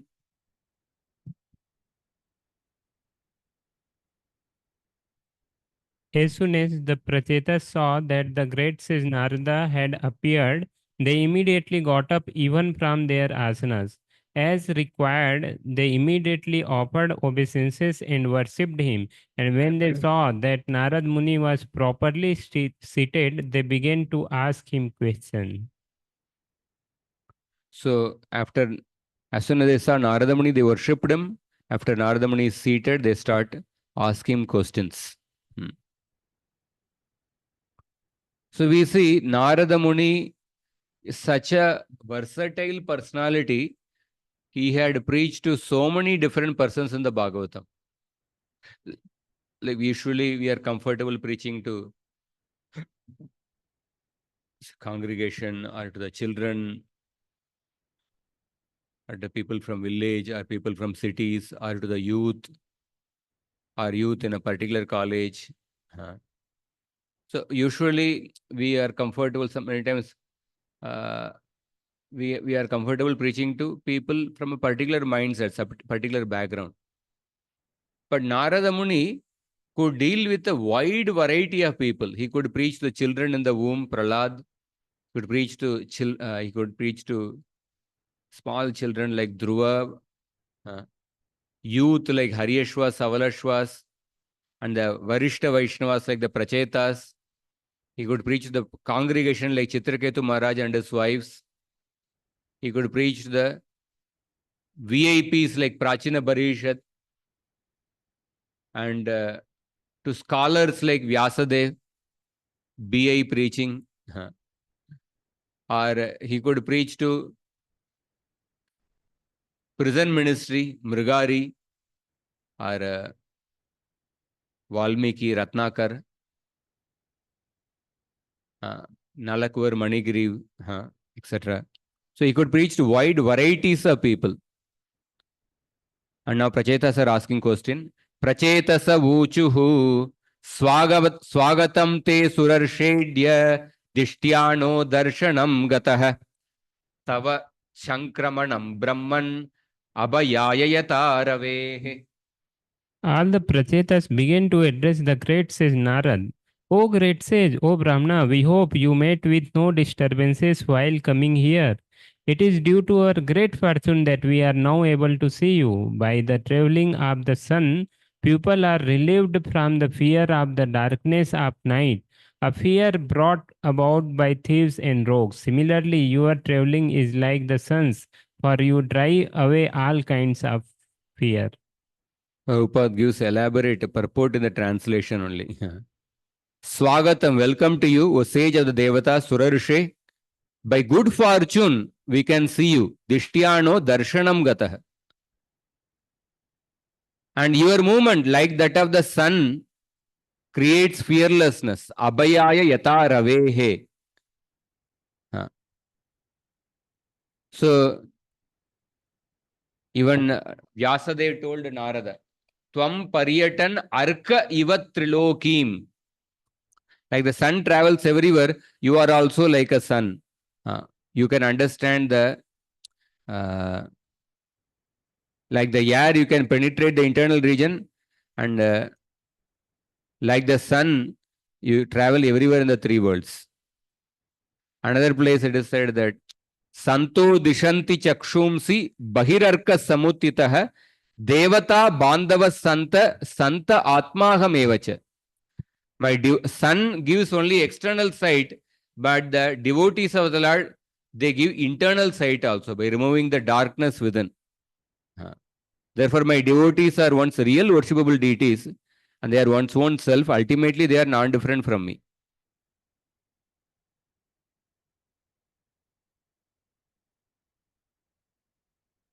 Yadadishtam bhagavata shivena dokshajena cha tadgriheshu prasaktanam prayashakshapitam prabho. Oh, Master, may we inform you that because of our being overly attached to family affairs, we almost forgot the instructions we received from Lord Shiva and Lord Vishnu. So they are saying that we are almost forgotten. What Shiva and Vishnu taught us has almost been destroyed since we were attached to household life. So we can see the humility of the Prachetas. So when the great souls speak like that, it is actually their humility. When common people speak, it is their honesty. So when one was absorbed in the material affairs, one forgets the good instructions. So therefore, it is said that one should also remove the anchor of material attachment. The Jaiva Dharma, it is said, the household situation is a school for the Jiva, wherein he educates himself with the Atma Tattva, the knowledge of the spiritual life. Once his education is over, he may leave the school. So householder life is like a detour which a person takes, and after the detour, one is supposed to come back to the main road, not that get carried away in the detour.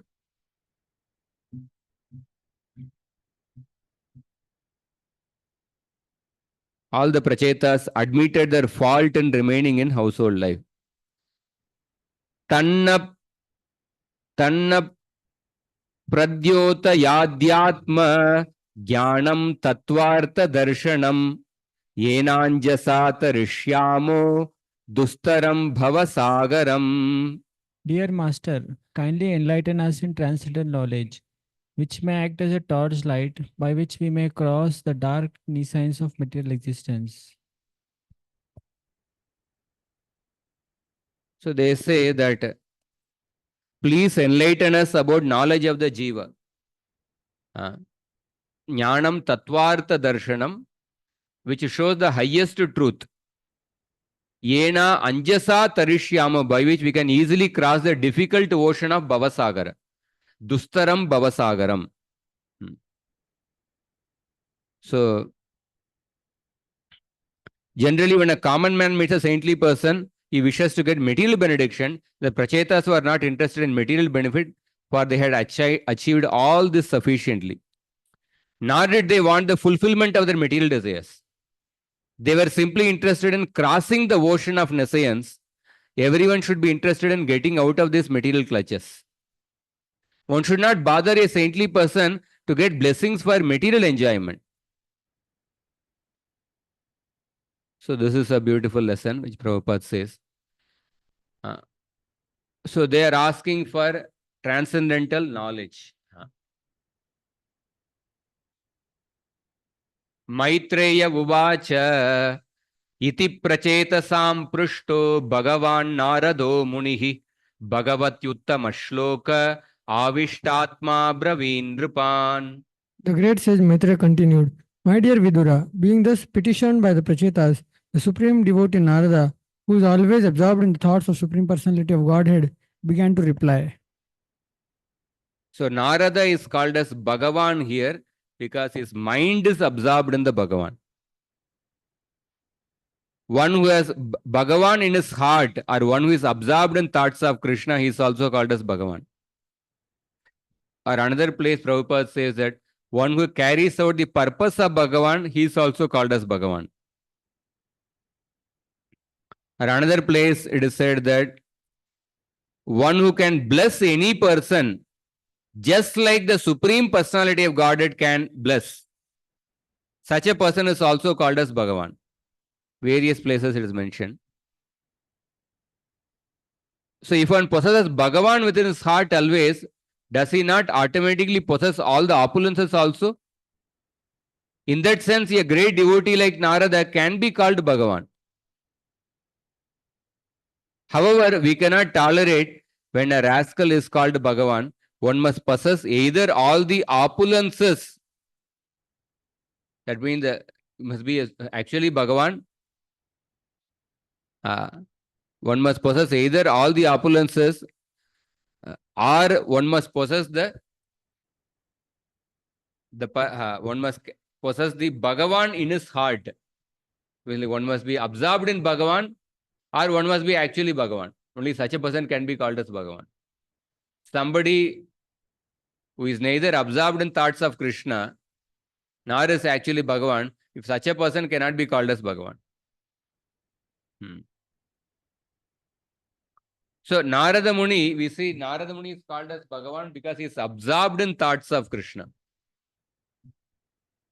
So sometimes, so when a person is absorbed in thoughts of Krishna and then he speaks about Krishna, it also creates a great impact in the hearts of the people.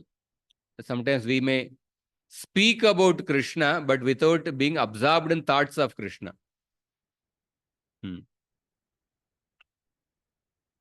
Vasudev, when he was speaking to Kamsa, Vasudev's mind was absorbed in thoughts of Krishna, how to protect Devaki. But Vasudev could not, so Vasudev, when he met Nanda Maharaj, Vasudev wanted to, his mind was absorbed in thoughts of Krishna. He wanted to tell, please take care of those the children, because Kamsa is sending different people. Vasudeva was absorbed in thoughts of the Krishna, but he could not directly speak about Krishna to Nanda Maharaj. He just indirectly said that there may be some different disturbances, be careful. So one who has thoughts of Krishna and then when he speaks, it transforms the people. So Narada Muni was absorbed in thoughts of Krishna. So now the Narada Muni explains. So when we see, there is a beautiful shloka in the Bhartrihari's Niti Shataka, which speaks about what is the benefit of sadhu sangha. Is that shloka?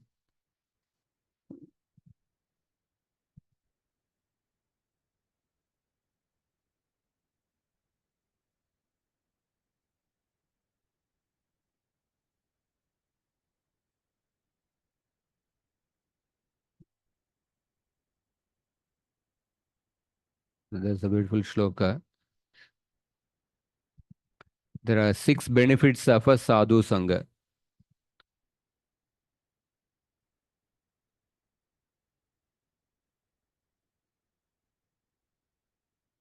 It says that Jadyam Diyo Harati.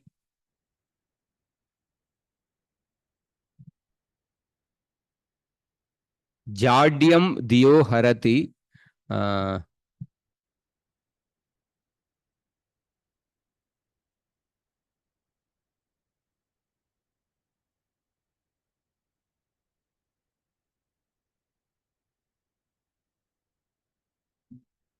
How the sadhu sangha gives clarity to a person. Sadhu sangha papam apakaroti, it destroys the sins of a person. Sadhu sangha, it makes a person speak the truth. And the sadhu sangha, it spreads the fame of a person in all directions. Dhruva Maharaj's fame got spread. The prostitute who got the association of Haridas Thakur, her fame spread in all the direction. And Valmiki Rishi became the speaker of the supreme absolute truth, Ramayana. Mrigari stopped his sinful activities. Sadhu Sangha gives clarity. One gets transcendental knowledge. So Narada Muni starts speaking. Narada Uvacha Tajjanma Tani Karmani Tadayus Tanmano Vachaha Nrinam Venahi Vishwatma Sevyate Haririshwaraha. The great sage Narada said, when a living entity engages in the devotional service of the Supreme Personality of Godhead, he who is the Supreme Controller, his birth, all his fruitive activities, his lifespan, his mind, and his words are all factually perfect. Tad Janma, the birth, activities, lifespan, mind, and words of humans take on real value by service to the Supreme Lord, the soul of the universe. So, just like yesterday, I mentioned that example that after removing the husk, whatever is the quantity of rice, that is the real weight, that is of the real substance. Similarly, that time which is spent in serving the Lord, that is the real life of a person. You have to remove all the other parts. Therefore, Markandeya Rishi offered obeisances to the youngest, very small child, Parashara. So, whatever thing the Jiva obtains while in the body should be engaged in the service of the Lord. That is Adhyatma Jnana. This is explained in 13 shlokas. So, once birth becomes real birth and the Lord is served, karmas are real karmas when they serve the Lord. Intelligence, senses, strength, austerity, scriptural study, yoga, and other means they should also one can add all these other things that should be understood from the later verses. So humans are mentioned because human life is suitable for service to the Lord. But if he does otherwise, then his life is like an animal's life.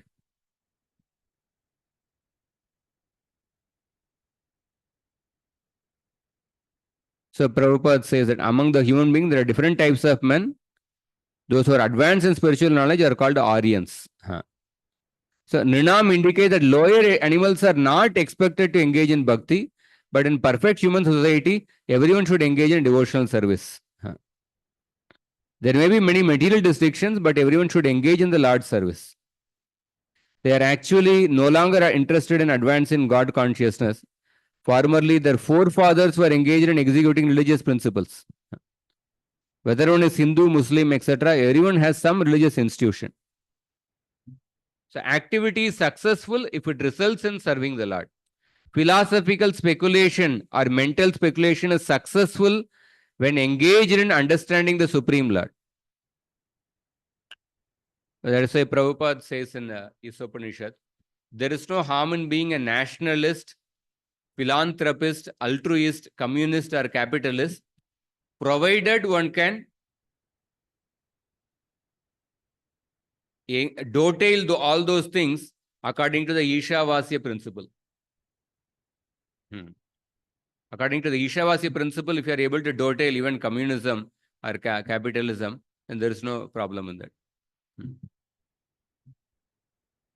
The senses are worth possessing when engaged in the service of the Lord. Actual devotional service means engaging the senses in the service of the Lord. When one devotee of Chaitanya Mahaprabhu saw the Lord, he said that all his desires were fulfilled. He said, today everything is auspicious. Today my birth and neighborhood are completely purified. Today my senses are fortunate. My life is successful because I have been able to see the lotus feet that are worshipped by the goddess of fortune.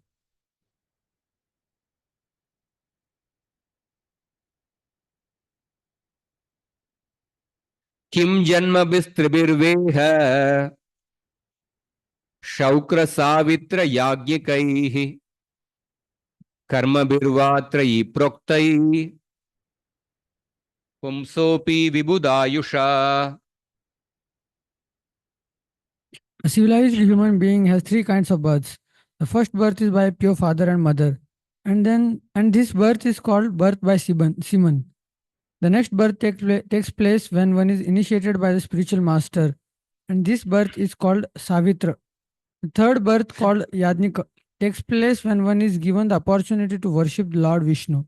Despite the opportunities for attaining such births, even if one gets the lifespan of a demigod, if one does not actually engage in the service of the Lord, everything is useless. Similarly, one's activities may be mundane or spiritual, but they are useless if they are not meant for satisfying the Lord.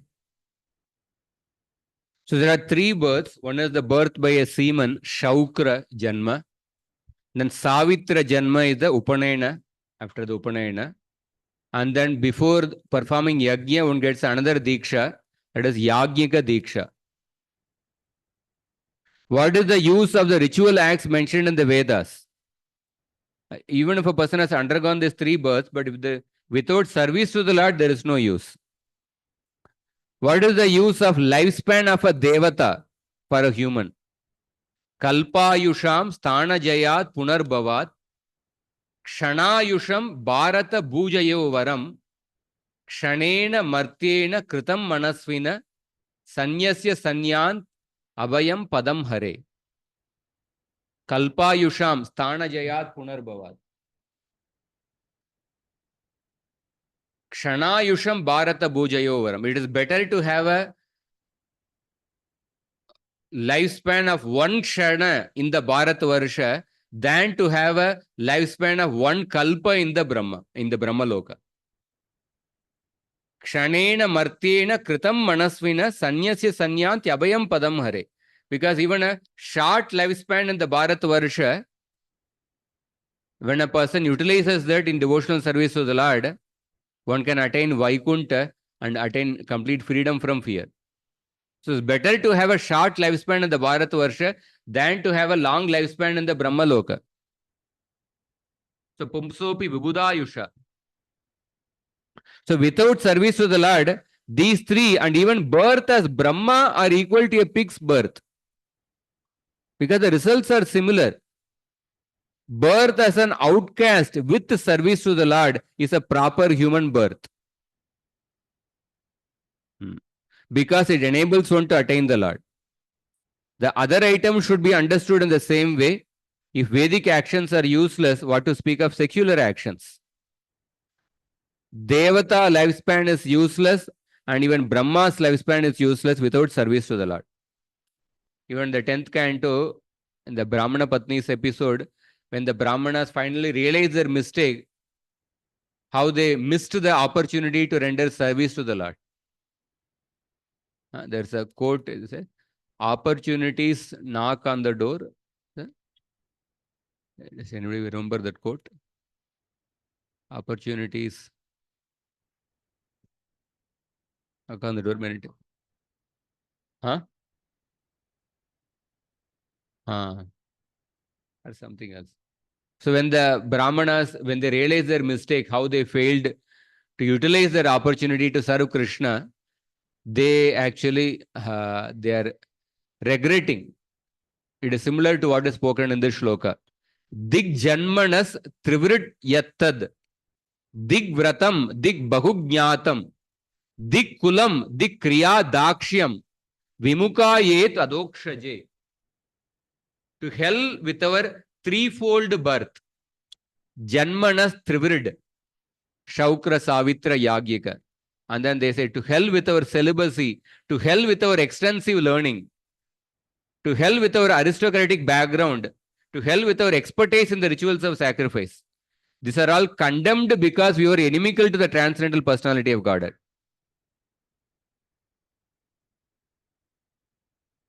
So it is said, Nunam Bhagavato Maya Yoginam Api Mohini Yadvayam Guravo Nunam Swarte Mukhyamahe Dvija.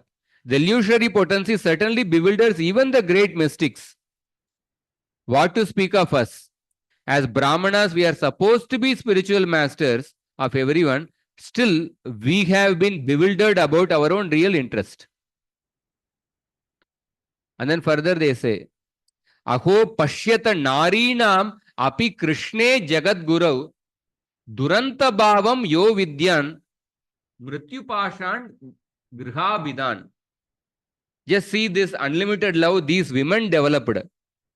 Their love has this love has broken for them the very bonds of death. Although they didn't undergo any of this Nasam Dvijati Samskaro, they didn't undergo any of the purificatory rites. They did not live as a brahmachari. They did not study the Mimamsa Shastra. They did not follow the formalities of cleanliness or engage in the pious rituals. Nevertheless, they have firm devotion to Krishna. Krishne Yogeshwareshware Bhaktir Drida Na Chasmakam Samskaradi Matamapi. We, on the other hand, have no such a devotion for the Lord, although we have executed all these processes.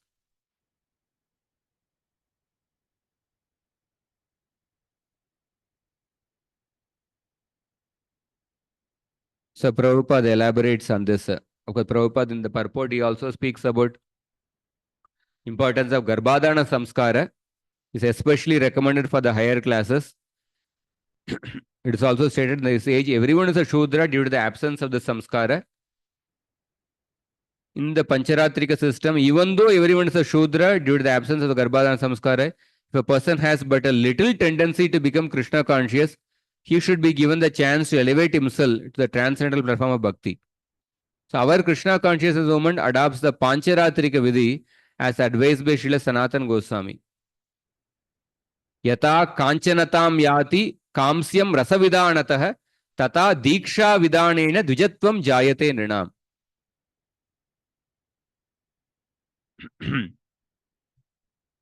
Just like a mercury, when it is to the proper process, it can be transformed into gold. Similarly, one can be transformed into a Brahmana by the initiation process.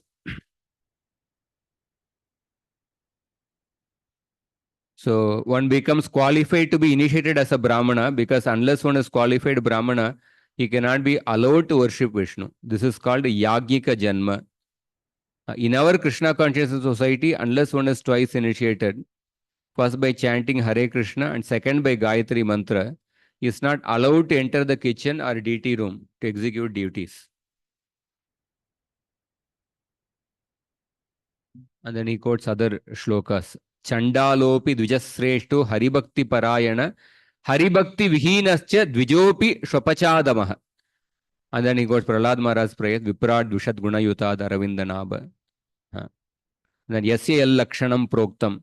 So I will just, in this regard, if we see in the Shastra,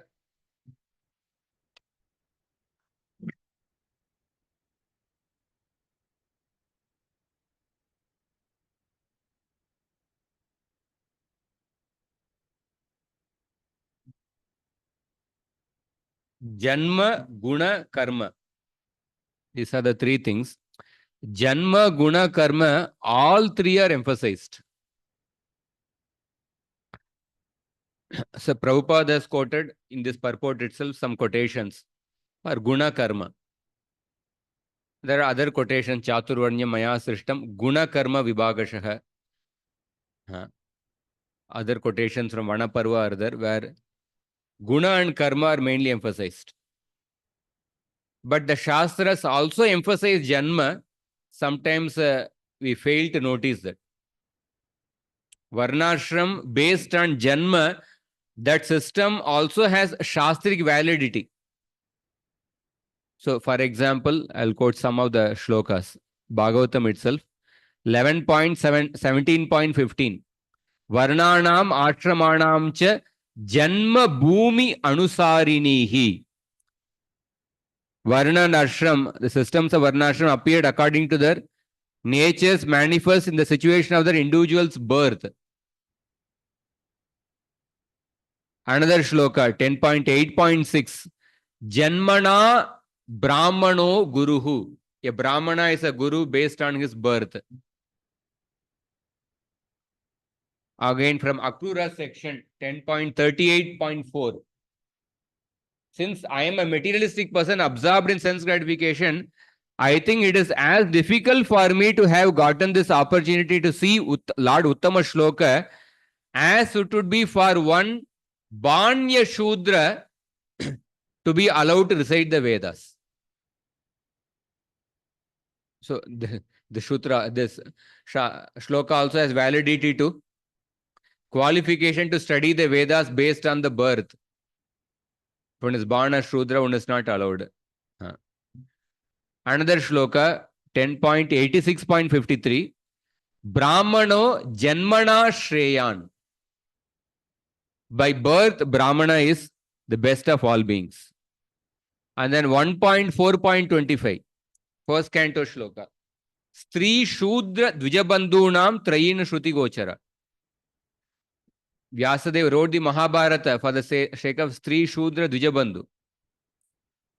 Especially Stri is determined based on the birth only, na? For those who are not able to study the Vedas, for them he wrote the Mahabharata for Stri Shudra Dvijabandhu. So these are some of the shlokas and other shlokas in the Bhagavad Gita also. We see Samodamas Tapashaucham Kshantirarjamam Evacha Jnana Vijnana Mastikyam Brahma Karma Swabhavajam. The word Swabhavajam means the word Swabhavajam comes in every place. Shauryam Tejo Dhutir Dakshyam. Swabhavajam means born of his own nature. Symptoms born at the time, symptoms which are seen at the time of the birth. Swabhavajam, Swabhavajam. So these shlokas can also be used to justify the Varnashram based on the Janma. And then 16th chapter Gita, he gives the divine qualities and then he says that Bhavanti Sampadam Devim Abhijatasya Bharata. Abhijatasya Bharata. These transcendental qualities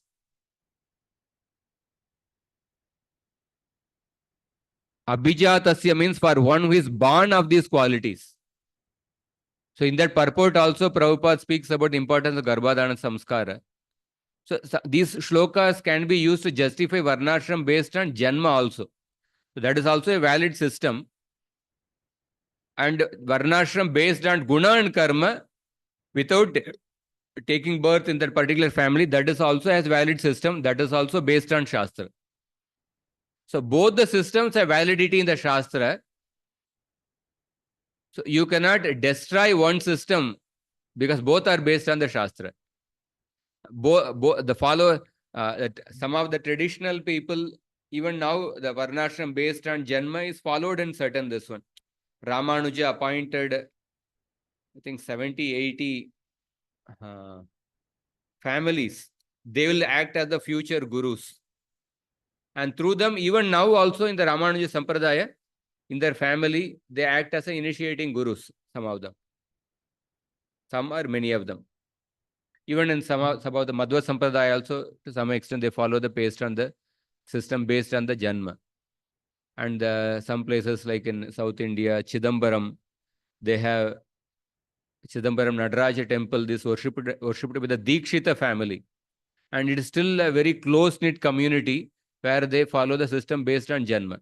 So as long as they maintain the samskaras, as long as the duties are followed, the samskaras are maintained, when they are following the system Varnashram based on Janma or the system of initiation based on people who have taken birth in the particular family, then there is no problem in that because it has validity in the Shastra. But in due course of time, because the samskaras collapsed and people stopped following, Then the acharyas like Srila Prabhupada or Bhaktivedanta Saraswati Thakur, they introduced the initiation based on guna and karma, who are not born in the particular family. That also has validity in the Shastra, but previously it was not utilized by the acharyas, because at that time the samskaras were followed, so therefore they did not utilize that facility given by the Shastra. But the recent acharyas utilized that, so therefore one cannot criticize this system introduced by say Prabhupada, Bhaktivedanta Saraswati Thakur, because it is also there in the Shastra, just that it was not utilized previously. So the point is that the followers of one system cannot criticize the other. Sometimes the followers of the system based on the birth, they may criticize the system based on the guna and karma. Oh, your system is not invalid, they may criticize that, without seeing that it is there in the Shastra. And sometimes I have seen ISKCON devotees also criticizing. I've seen some devotees saying, oh, these are all duplicate Brahmanas. Some in the traditional temples, some archakas are there. Oh, these are all duplicate Brahmanas. We are the real Brahmanas, like that. So those who got Brahman Diksha, and sometimes I have seen people saying like that. That is also wrong, because they are following the system which is there in the Shastra. As long as they are following this one. And even scientifically speaking, birth also has a scientific this one. Even scientifically speaking, the genes they carry forward. Even somebody who's in a Brahmana family, although they are not following the Brahminical duties, but still those genes are there, that intellectual ability is there. And somebody is born in a Kshatriya family, although they are not following their duties, sometimes we can see sometimes those symptoms, propensities are there. So even now, many places in India, when I went to Kashmir, one security, I was one army man. He was from Mandi, Himachal Pradesh. So he was saying that how in his family, his grandfather and his brothers, they were into army. His father and his different brothers, they were into army, navy. And then he said, myself and my brothers, we are into army, police force. So in that way, many places in India, the family, through family tradition, it is coming actually. They keep, even we see in the Marwadi families and all, whatever many of them still want to do business only. For the sake of doing business, they may migrate to other places also. From Rajasthan, they may come to Chennai or interior Tamil Nadu, but they want to do business only.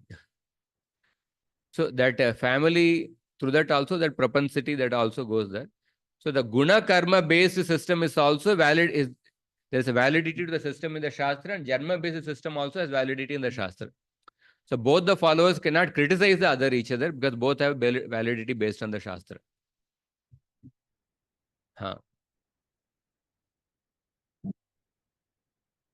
Guruji, in Bhagavatam first canto, we find one reference, I don't remember the chapter, where it is written that in Baraha Puran, somewhere it is written that those who are demons in their previous life get birth as Brahmanas in Kali Yuga, in those families, and thus they get the opportunity to purify themselves by, maybe they may come in contact with devotional service. So my question in this regard was that how far in Kali Yuga we can say that Janma has any relevance in terms of the Varnashram or the Varna of a person, because the Guna Karma may take over. One example of Guna Karma we see in Bhagavatam is of Rishabdev's sons who were born. Some of them became Yagnik Brahmanas, some of them became Paramahansas, Bharat Maharaj became king. So there, even in Bhagavatam we see in Guna Karma this thing happening. But as far as Kali Yuga is concerned, so how can we say, because is there any, how do we understand that? Kali Yuga. Even in Kali Yuga, Janma also has a role. Guna Karma, in the previous Yugas, Janma had a the greater determining factor. Most people who are born in a Janma, they would have that guna karma in the previous yugas. In Kali Yuga, that is less because the samskaras are not being performed properly. So therefore, the guna karma becomes a greater factor than the Janma. But even in this one, what I am saying is that even in Kali Yuga, there are different packets where they are following the tradition. And when they are following the system based on Janma, that cannot be criticized by the other, oh, your system is invalid, you are following based on Janma. Because as long as they are maintaining the samskaras, this one, when they are following the system based on Janma, that can be accepted because that is also based on the Shastra. That may be less in Kali Yuga. Small, different packets may be there. But that is also has validity. Janma also has a role, can see. So in this regard, how do we look at the Goswami Parivars, those who are coming in the Goswami line? Because during Saraswati Thakur time, there was a strong uphold of them giving Diksha and other things. Of course, now it may not be there because of our preaching that has been done in ISKCON and the spread and people understanding. Still, some of them may be there. So how do we look at these families? How do you look at them? Some of them, for example, in South India, or say, for example, Jagannath Puri, somebody is doing deity worship for a long period of time. That is one thing. So another is some people where that sanskaras. If they are following the system, if they are following the principles, then there is no problem with that. Those who are in the Goswami Parivar, you cannot be just bluntly critical of them. They are following the tradition which is coming in the Goswami Parivar, to the extent we can accept. But if they stopped following, and still if they claim, if they stopped performing the karma, they stopped exhibiting the guna, and then still if they claim, then that is what the acharyas objected. Otherwise, they did not object. You cannot accept the system at all. When you are following the Janma and then we are exhibiting the guna and karma, then there is nothing wrong in accepting. And we also have to introspect. Like, okay, in ISKCON we are following the system based on guna and karma. But how many people who are Brahman initiated are actually predominantly doing the karma of a Brahmana? That is the system we are following. How many people have the guna of a Brahmana? We should also introspect ourselves also. How many we do? Most people work in some job, this one. Some deity worship they may do. Predominantly they do occupation of other thing. So if our system is based on guna and karma, to what extent the Brahmanas initiated in our this one, we are only doing guna, we have the gunas of Brahmana, we have the karmas of this. That also has to be introspected.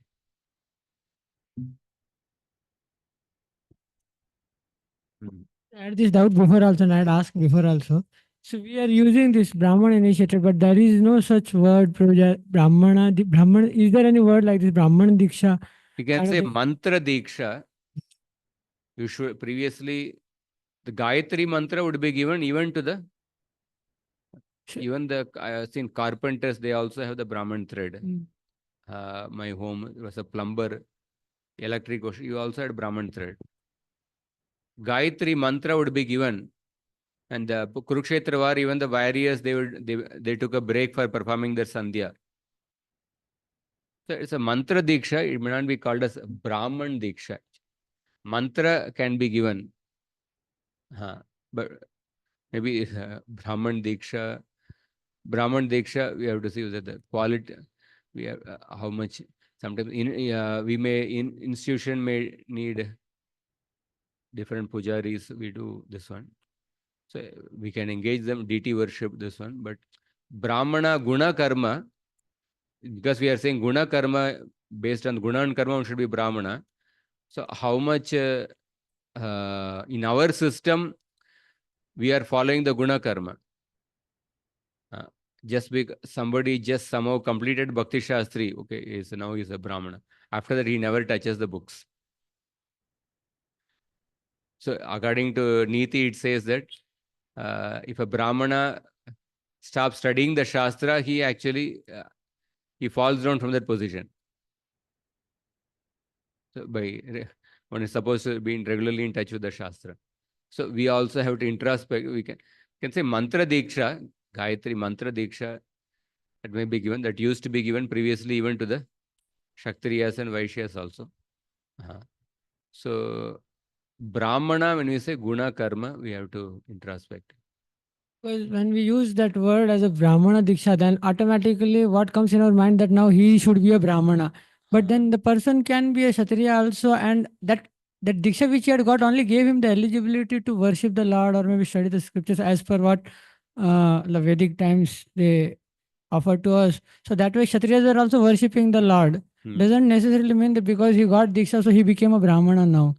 So using that coin, the terminology gives a different idea of that person should be a Brahmana now.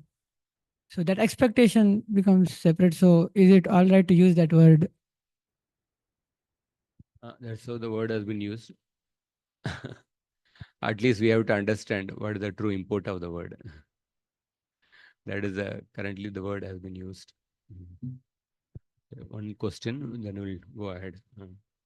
With this verse, Prabhupada also quote Janmana Jayate Shudra Samskarat Bhavedipra.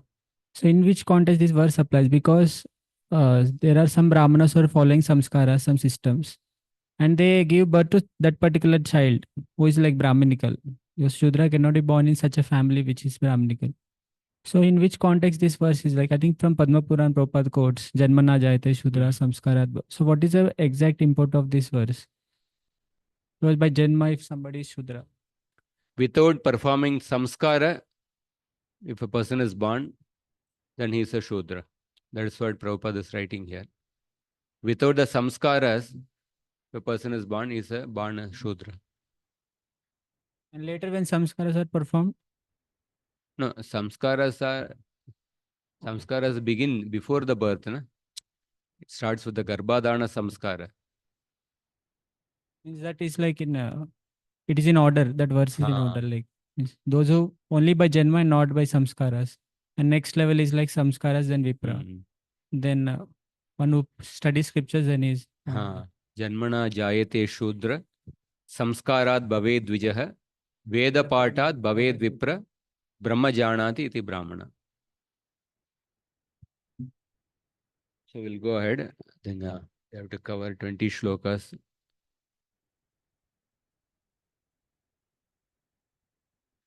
Shrutena tapasa vakim vachobis chitta vrittibhi buddhya vakim nipunaya bale nendriya radasa. Without devotional service, what is the meaning of severe austerities, the process of hearing, the process of speech, the power of mental speculation, elevated intelligence, strength, and the power of the senses? So the same theme, all these verses are coming. Prabhupada quotes Mundaka Upanishad shloka, Nayamatma pravachanena labhyo na medayana bahuna shrutena yam yevesha vrinate tena labhyas tasyesha atma vivrinate tanum swam. So Vedescha sarvair akham eva vedyo. And he also quotes, paraphrases Narada Pancharatra, tapasa aradito yadiharim tapasa tatakim. So and also the most confidential knowledge is about the knowledge about Bhakti Yoga. There are many good reciters of the Vedic literatures. Sometimes these professional readers manifest very good scholarship and exhibit word jugglery. Unfortunately, they are never devotees of the Supreme Lord. Consequently, they cannot impress upon the audience the real essence of knowledge. There are also many thoughtful writers and creative philosophers, but despite all their learning, if they cannot approach the Lord, they are simply useless mental speculators. They also analytically study all the material elements, but despite their expert knowledge, their endeavors are useless because they cannot understand the Supreme Lord. Vultures or hawks can go very high in the sky, but can see a small body on the ground. As far as our senses are concerned, both beasts and beasts who are expert in exercising the senses more keenly than the human beings. So the many animals have a better sensory perception than the human being. Dogs can smell better. Some animals' eyesight is better. So if one's senses cannot help him attain the highest perfection, they are all useless. We can also see this similar theme comes in 2nd canto, 3rd chapter.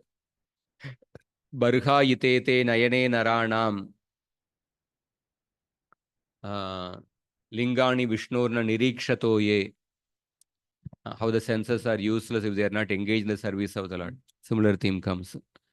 Kimva yogena sankena nyasa swadhyaya yorapi kimva shreyobiranyaischa nayatratma pradoharihi.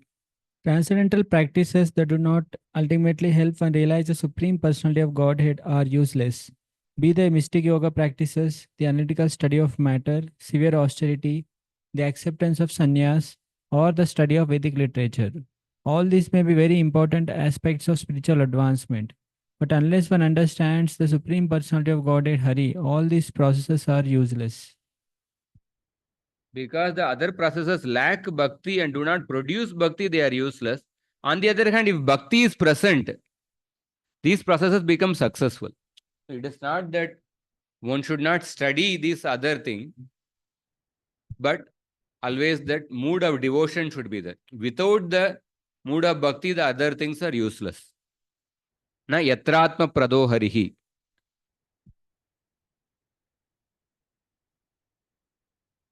And then he quotes he gives the logic for understanding how all the processes are useless without bhakti. Shreyasam api sarvesham atma hyavadirartatah sarvesham api bhutanam harir atmatma dapriyah. Actually, the Supreme Personality of Godhead is the original source of all self-realization. Consequently, the goal of all auspicious activities, karma, jnana, yoga, and bhakti, is the Supreme Personality of Godhead. So, the Jivatma, practically speaking, the Jivatma, as Prabhupada says, the Supreme Lord is the goal of all auspicious activities. But the Supreme Lord is the Atma of all the Jivatmas, Sarvesham api Bhutanam. When he is pleased, he gives himself. So this verse explains the logic for saying that all the processes are useless without bhakti. So the goal of all the sadhanas of auspiciousness is the Atma, since their purpose is to satisfy the Atma. But the Supreme Lord is the Atma of all beings, since all the jivas are his Tatastha Shakti. So if the Lord is pleased by pure bhakti, then he gives himself. Again, Nayam Atma Pravachanena Labhyo, Medaya Bahuna Shrutena. And the Lord cannot be attained by other things. Discussion of Shastra, or intelligence, or study of the Vedas. But Lord reveals himself to that person whom he chooses, being pleased by bhakti. So, Prabhupada quotes how the Bhumi Rapo Nalo Vayu, the living entity is the marginal energy of the Lord. The entire cosmic manifestation is a combination of matter and spirit. The living entity is never described as Purusha, the supreme person. The duty of the living entity is to understand the real identity. When he does, Krishna gives him all facilities to come to the platform of bhakti. Conclusion is that one must come to the platform of bhakti yoga, even though one may begin with karma, jnana, or ashtanga yoga. So now he say one may give the argument, but bhakti is also dependent on karma and jnana. Just like karma and jnana are dependent on bhakti, bhakti is also dependent. So then he quotes this shloka, very famous shloka. Yatatarur mula nishechanena tripyanti tatskanda bhujopashaka Pranopaharacha yatendriyanam tataiva sarvarhanamachyutejya. As pouring water on the root of a tree energizes the trunk, branches, twigs, and everything else, and as supplying food to the stomach enlivens the senses and the limbs of the body, simply worshipping the Supreme Personality of Godhead through devotional service automatically satisfies the demigods who are parts of that Supreme Personality. So just like karma and jnana must be mixed with bhakti to get results, bhakti also should be mixed. No, that is not true. So to get the nourishment for the hands and legs, we put food to the stomach. So hands and legs are dependent on food being fed to the stomach. So can we say, but then stomach is also dependent on you also feeding the food to the hand. You also have to separately put some food to the hand, separately put some food into the ears. No, stomach is not dependent on putting food to the hands and legs or the ears. So Vishwanath Chakravartipad says that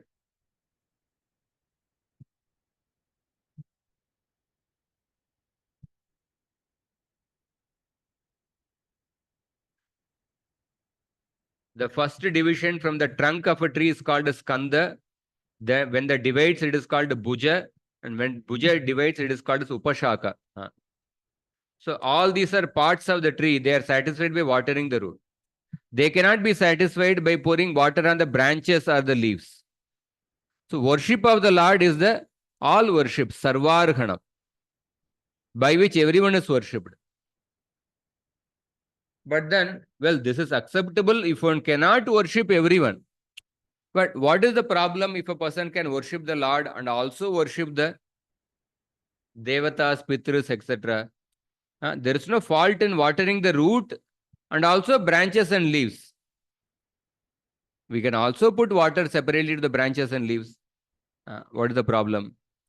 So then he says that from nourishing the life here, all the senses are satisfied. By feeding the stomach, all the senses are satisfied.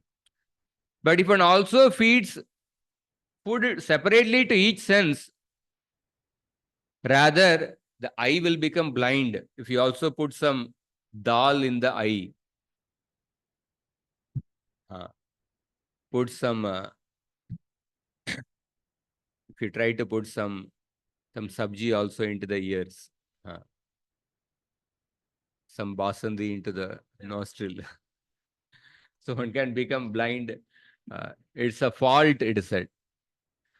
So therefore, yeah, one may, when a devotee worships the devatas or pitras, it is for not that because, okay, even though if I'm worshipping Krishna, still I need to worship the devatas because if I don't worship, I'll get some sin. Not because of that. A devotee who is practicing Uttama Bhakti, you worship the devatas. He may go to the Devata temple to maintain, to show respect to them as a devotee of Krishna, or to maintain sometimes certain family tradition may have to be maintained. Otherwise, unnecessary criticism only be attracting certain criticism. To set examples of how one should be dutiful in performing the grahastha duties of performing shraddha to the forefathers.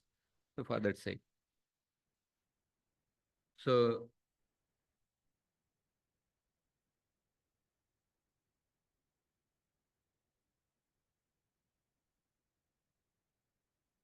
next, many things we can discuss, but we'll go ahead. Yataiva suryat prabhavanti vara punascha tasmin pravishanti kale bhutani bhumau stira jangamani tata haravyeva guna pravaha. During the rainy season, water is generated from the sun. And in due course of time, during the summer season, the very same water is again absorbed by the sun. Similarly, all living entities, moving and inert, are generated from the earth. And again, after some time, they all return to the earth as dust. Similarly, everything emanates from the Supreme Personality of Godhead. And in due course of time, everything enters into him again. So he gives two examples how the Supreme Lord is the original cause of everything. Water arises from the sun and enters the sun. Animals and plants arise from the earth and enter the earth. So similarly, the world arises from the Lord and enters into him.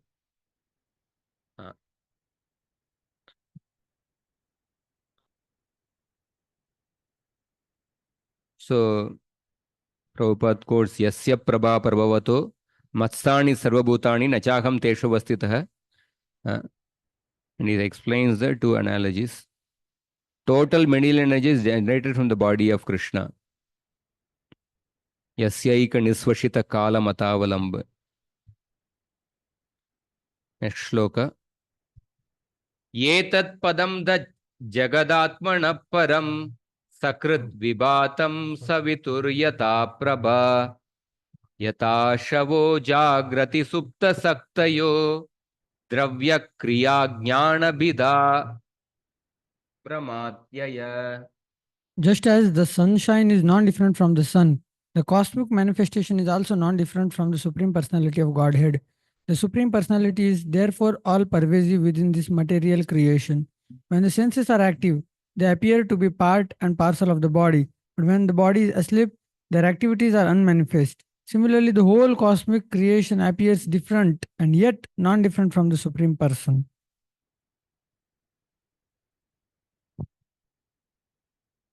So the Achintya Beda Beda Tattva is explained here. Yetat Padam, this material universe, Tat Jagadatmana Param, arises from the form of the Supreme Lord. Sakrit Vibatam Savitur Yata Prabha, just like the sun rays arise from the shine from the sun. Yata Ashayo Jagrati Supta Shaktayo, just as the senses which disappear during deep sleep with no differentiation of sense object, Dravya Kriya Jnana Bida, sense devata, become manifested in the waking state. So the material universe arises from the Lord. Just like the sun rays come from the sun, and just like the senses which disappear during deep sleep again become manifest during the Jagrati state. So this confirms the philosophy of Achintya Beda Beda Tattva. The Supreme Lord is pervasive within the creation. Supreme Lord is simultaneously different and non-different from the cosmic manifestation. He is present within everything in the material manifestation. Since the energy of the Supreme Lord is non-different from him, this cosmic manifestation is also non-different from him, although it appears different. The word Padam indicates the place where the Supreme Lord resides. So we see that some philosophers, they overemphasize the difference. Some philosophers, they overemphasize the oneness. Madhva Sampradaya, they overemphasize the difference. Advaita Sampradaya overemphasize the oneness. Achintya Beda Beda Tattva, it is the most complete, at the same time simplest philosophy. The Dashamula Tattva, Bhaktivinoda Thakur says that even the other philosophies, Vishishtadvaita, Shuddhadvaita, Dvaita Dvaita, Advaitavada, all the philosophies have some deficiencies. They don't agree with certain statements of the Shastra. Jiva Goswami has also proved, apart from Advaitavada, even the other Vaishnava philosophies, Vishishtadvaita, Shuddhadvaita, even they have some deficiency in relation to certain statements of the Upanishads, Vedas. Bhaktivinoda Thakur says that Achintya Beda Beda is the most complete philosophy. The Supreme Lord, Shaktir Shaktimatam Abeda. There is no difference between Shakti and Shaktiman. This world is a Shakti of the Lord. Living entities are the Shakti of the Lord. Therefore, they are non-different from the Lord. At the same time, Shaktiman is different from the Shakti. So, Bhagavad Gita 9.45. Next shloka. Yatarnabasya bratama prakasha bhavanti bhupa na bhavantyanukramat yevam pare brahmani shaktayastvamu rajastamas sattvam iti pravaha. My dear kings, sometimes in the sky there are clouds, sometimes there is darkness, and sometimes there is illumination. The appearance of these takes place consecutively. Similarly, in the Supreme Absolute, the modes of passion, darkness, and goodness appear as consecutive energies. Sometimes they appear and sometimes they disappear. Just like the clouds, darkness and light appear and disappear in the sky in succession, anukramat. Similarly, Rajoguna, Tamoguna, and Satvaguna appear and disappear in the Supreme Lord. Evam pare brahmani shaktayastvami amu rajastamas sattvam iti pravaha. So how can the Lord, who is beyond the gunas of the universe, be the cause of the universe made of the gunas? The material cause of the part cannot be something which is not earth. How can the Lord be without change as the material cause of the universe? So sometimes, like, generally, when something is the source of producing something, in producing that, that also gets transformed. That's what we see. When a woman gives birth to a child, she also undergoes a transformation. When you make different ingredients to produce the building, those ingredients undergo a transformation. So, how can the Lord, who is beyond the gunas of the universe, and then you are saying the Lord is the cause of the universe? That means he also must be getting transformed in the process of creation.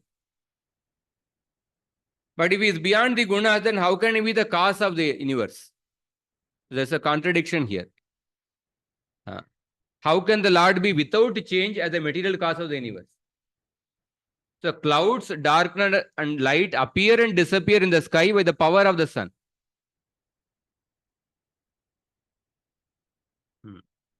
So ordinary person thinks that the Lord is covered by his own creations of prana and other material elements. Just as one may think that the sun is covered by clouds, snow, or eclipse. So though the sun is covered by the clouds, though the sun is beyond the clouds and the snow, it is their material cause and remains unchanged. So the Lord is the Upadana Karana and Nimitta Karana. Upadana Karana is the ingredient cause. Nimitta Karana is the, I think, the effective cause or the remote cause. The Lord is the ingredient cause as well as the Nimitta Karana. At the same time, he does not undergo transformation. So how is it possible? By the Achintya, by his Achintya Shakti. One example which we can see, some example which is given, because we may not have experience. One example is that touchstone. Touchstone, whatever it touches, it turns it into gold.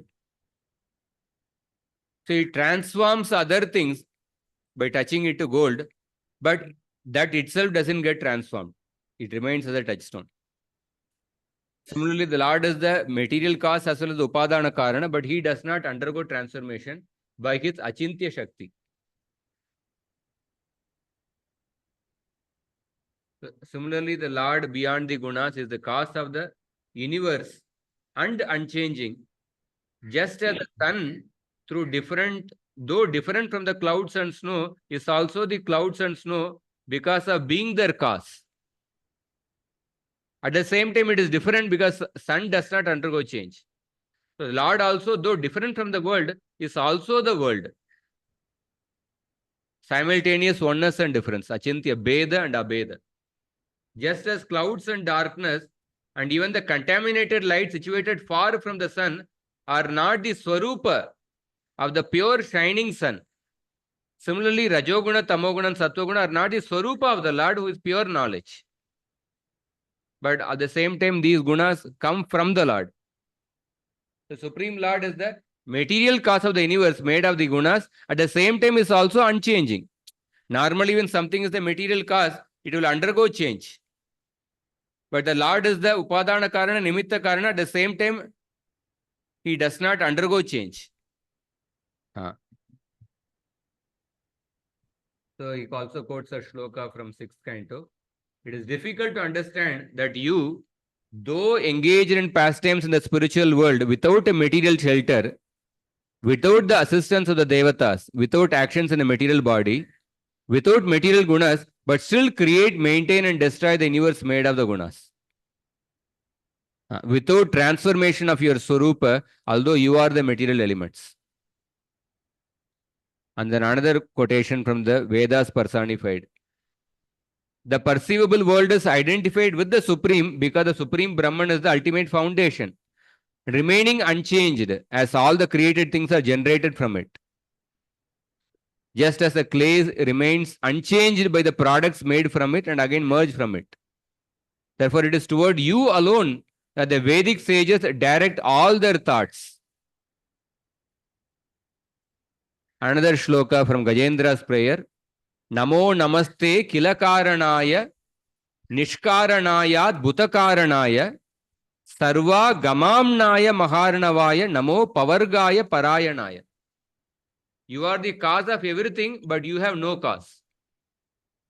You are the astonishing cause without change. Nishkaranaya adbhuta karanaya. You are the cause of everything, but without undergoing change. Without undergoing the change. Anybody, suppose we create a particular project, but we also become attached to that. Oh, I have created that project. When somebody is told to go from that to go somewhere else, oh, I invested so much of time to build this. How can I leave? We become affected by that. But Krishna creates this world and he maintains this world as if it is going to be eternal, and he only destroys it. Generally, one who creates, he cannot even leave. The one who has put his heart and soul to maintain something, he doesn't want to leave. But Krishna only maintains it. That means he does all these things without undergoing change, while being aloof from the three gunas. And then Narada says that worship that Lord directly with one-pointed attention.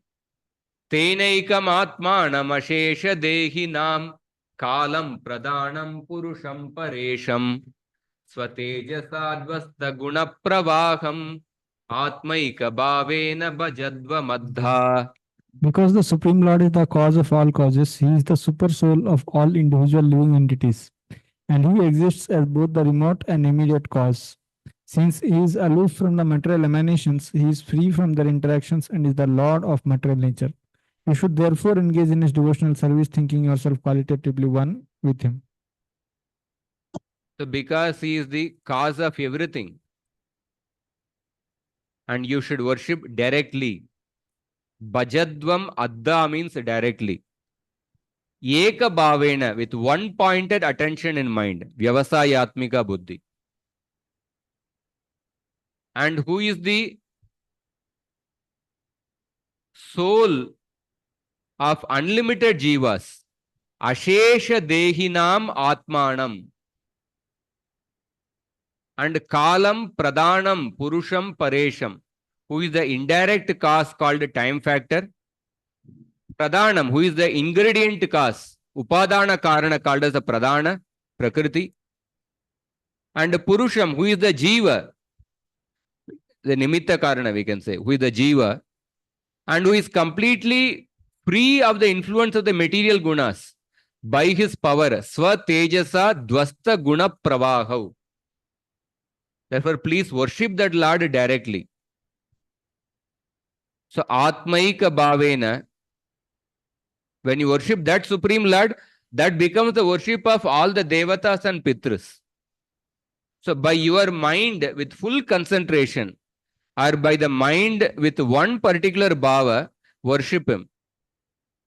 Jiva Goswami says that one should worship with one mood, such as dasya, unmixed with other bhavas.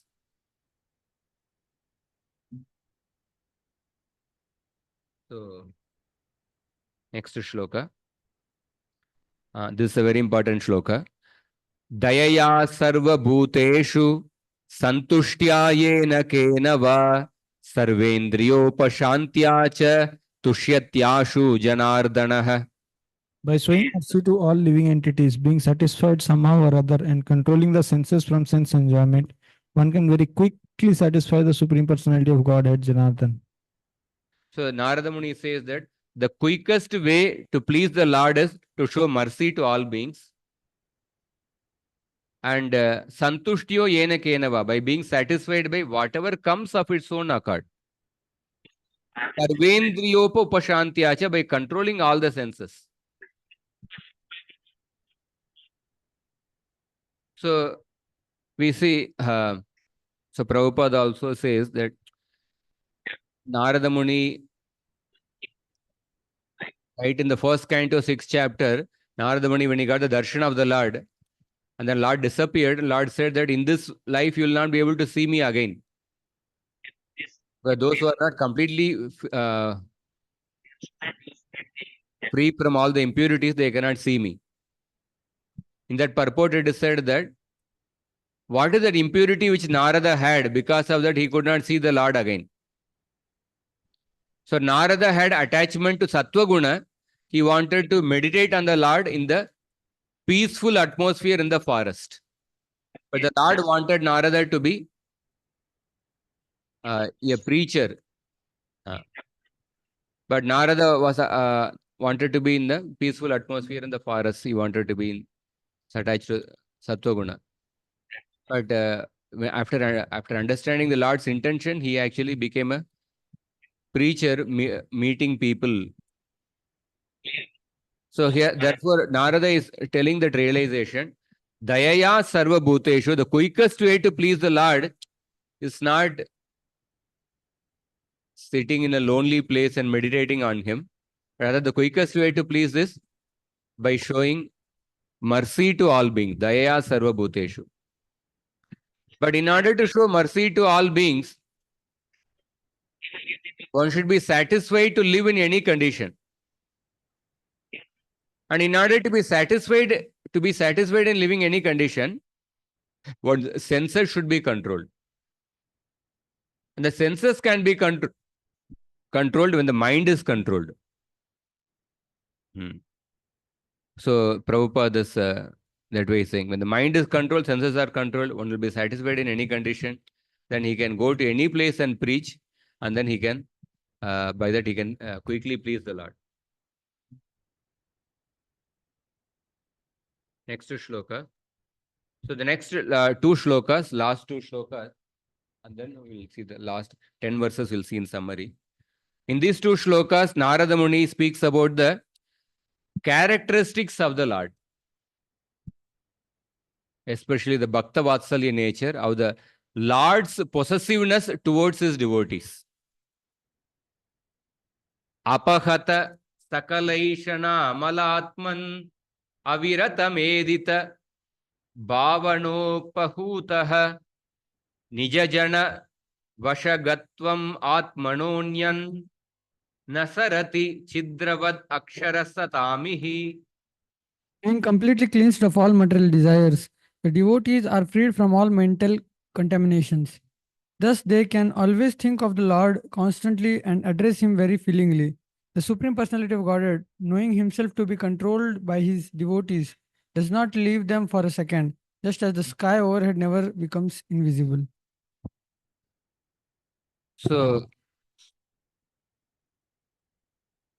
constantly beckoned by the increasing devotion, Yedita Bhavana, by the increasing devotion present in his devotees' pure minds, Amala Atmani, which have destroyed all the material desires, Apahata Sakala Yeshana Amala Atmani. So because of the increasing devotion, all the material desires are destroyed, and by the being called by the increasing devotion of the devotee, the Lord, knowing that he is controlled by his devotees, Nija Jana Vashagatvam Atmanonyan, knowing Jan is controlled by his devotees, does not leave them. Na Sharati, just like Chidravat Aksharaha Satamhi, just like a space does not leave one side. So by this method of bhakti, Narada says that the Lord gives himself to the devotees. This has been concluded previously. Now the characteristics of the Lord are described again. The devotee should have a pure mind, Amala Atmani, Apahata Sakala Yeshana, and the Lord is constantly called by increasing devotion, Yedita Bhavana. So the Lord who is Akshara, being called and brought close, does not leave, just as a space does not leave one's presence. Knowing that his nature is to be controlled by his devotees, to preserve his own conviction, he stays with them. What is that?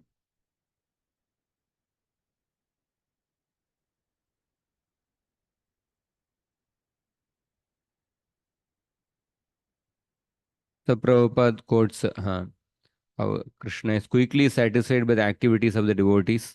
Shinvatam Swakata Krishna, Dhyana Vastita Tadgatena Manasa Pashyanti Yam Yoginah, Ayinanda Tanuja Kinkaram, Patitam Mam Vishame Bhavam Budau. Other shlokas he quotes. The last instruction of Narada.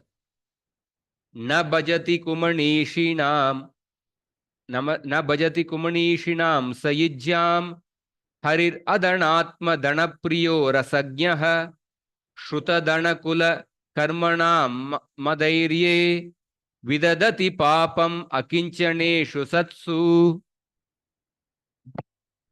The Supreme Person of Godhead becomes very dear to those devotees who have no material possessions, but are fully happy in possessing the devotional service of the Lord.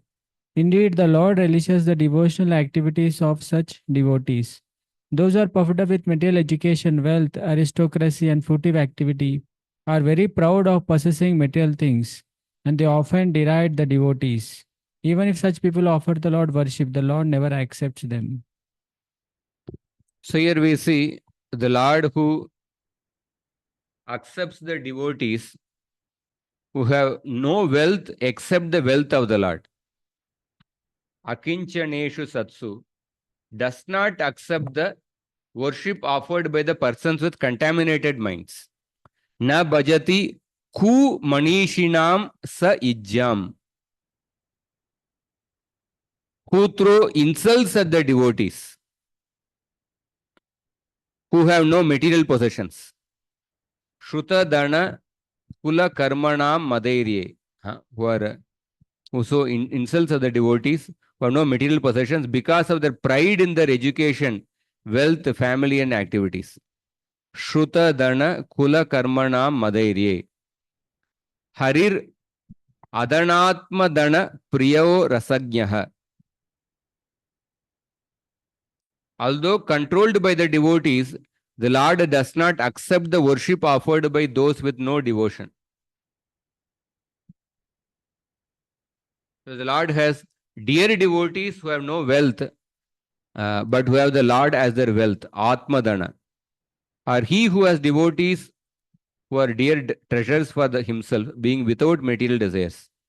So the Lord knows the prema rasa of his devotees, rasagnaha. Persons of wrong mentality are described. They commit sin towards the devotees by their pride in education, etc. So, one more shloka is there. And then he says that Shriyam anucharatim tad artinascha dvipada patin vibudam cha yatsva purna na bhajati nijabritya varga tantra katam amum utsvirjet puman kritagnyah. Although the Supreme Personality of Godhead is self sufficient, he becomes dependent on his devotees.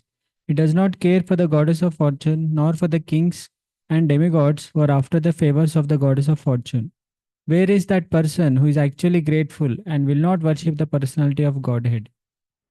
So Narada Muni concludes here, the Lord being complete in his Swarupa does not care for the sum total of all the wealth. Shriyam anucharatim tad artinascha, which is worshipped by those desiring all the wealth, and does not care for those desiring even a little wealth, or for human kings or devatas. He is dependent on his devotees. How could the devotee reject the Lord even little? Katam amum utsurjet puman kritagyaha. So, like in this world, in every relationship, people have some expectation. Whether employee relationship, husband, wife, or the student or university, every relationship one sees some qualification. One devotee said he was going to apply for a marriage board. The first step is that he had to fill a form in which 300 questions were asked. It took 10 days for him to write the 300 questions answer. After that, he would be given different proposals and then he can choose. And if you go to join a college, then college sees what are the different qualifications, what is the mark, entrance exam marks. Even the brahmachari ashram, if you have to join, there are different things that are seen. So in any relationship, people have different expectation. They see many qualifications. But there is only one person who does not see any of the material qualification, birth or qualities or your speaking ability or beauty or anything. So that relationship with the Supreme Lord, and therefore Dhruva Maharaj, initially he started performing bhakti with a desire to get kingdom greater than that of Lord Brahma. But after he got darshan of the Lord, when he realized that when he realized the nature of the Lord, he says that Nunam vimushta matayas tava mayayate. Yetvam bhavapyaya vimokshana manya hetu archanti kalpakatarum kunapopa bhogyam ichanti yatsparshajam nirayepi nrinam.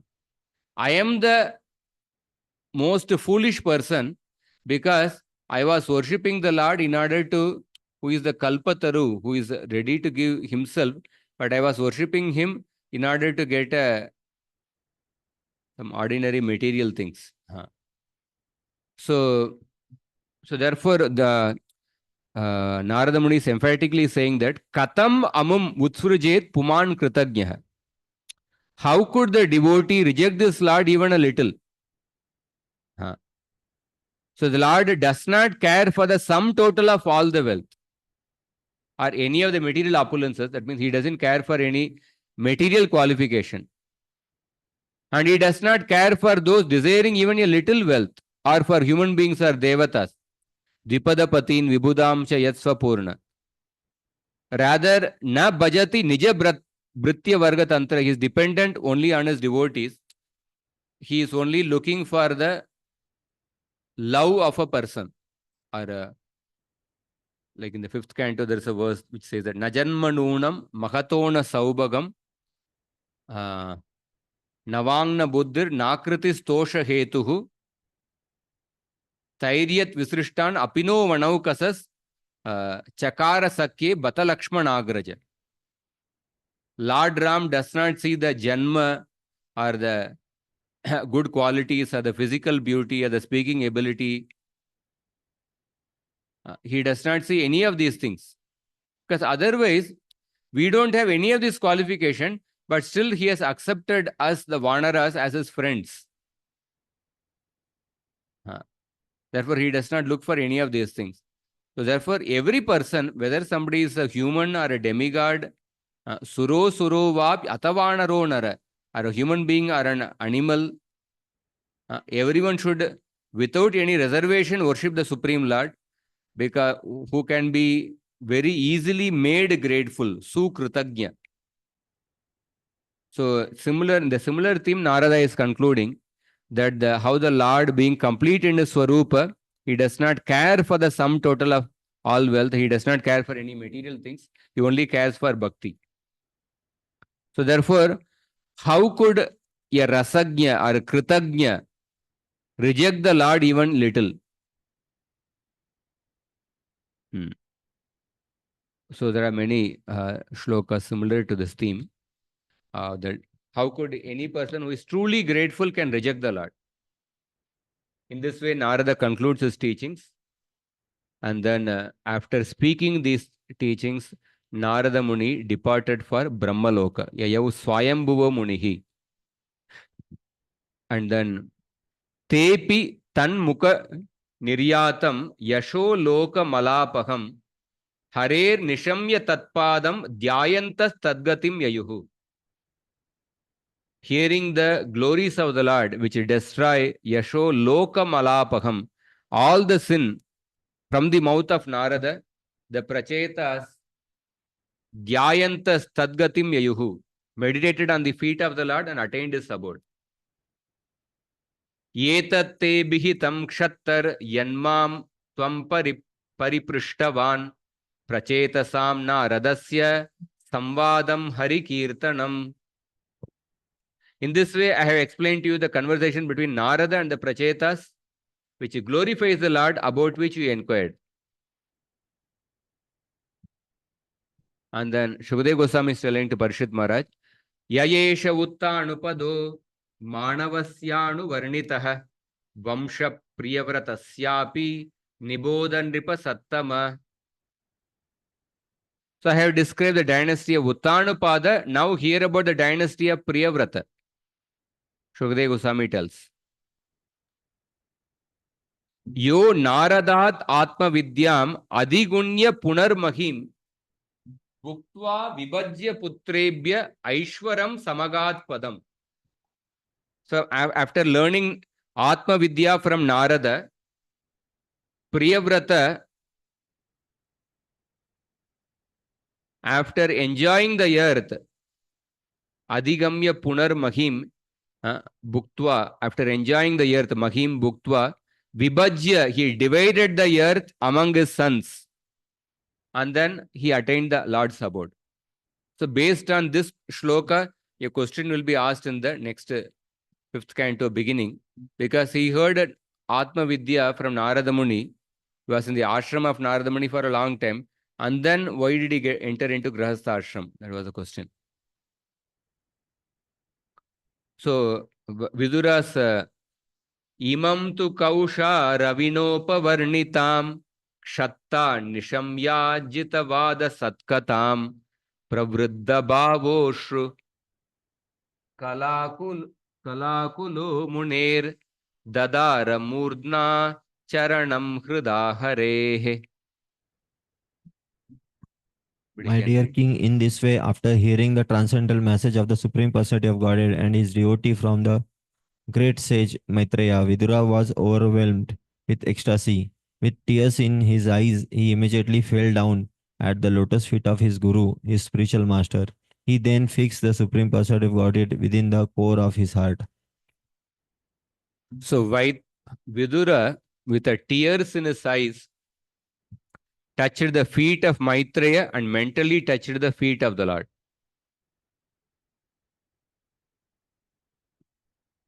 So Prabhupada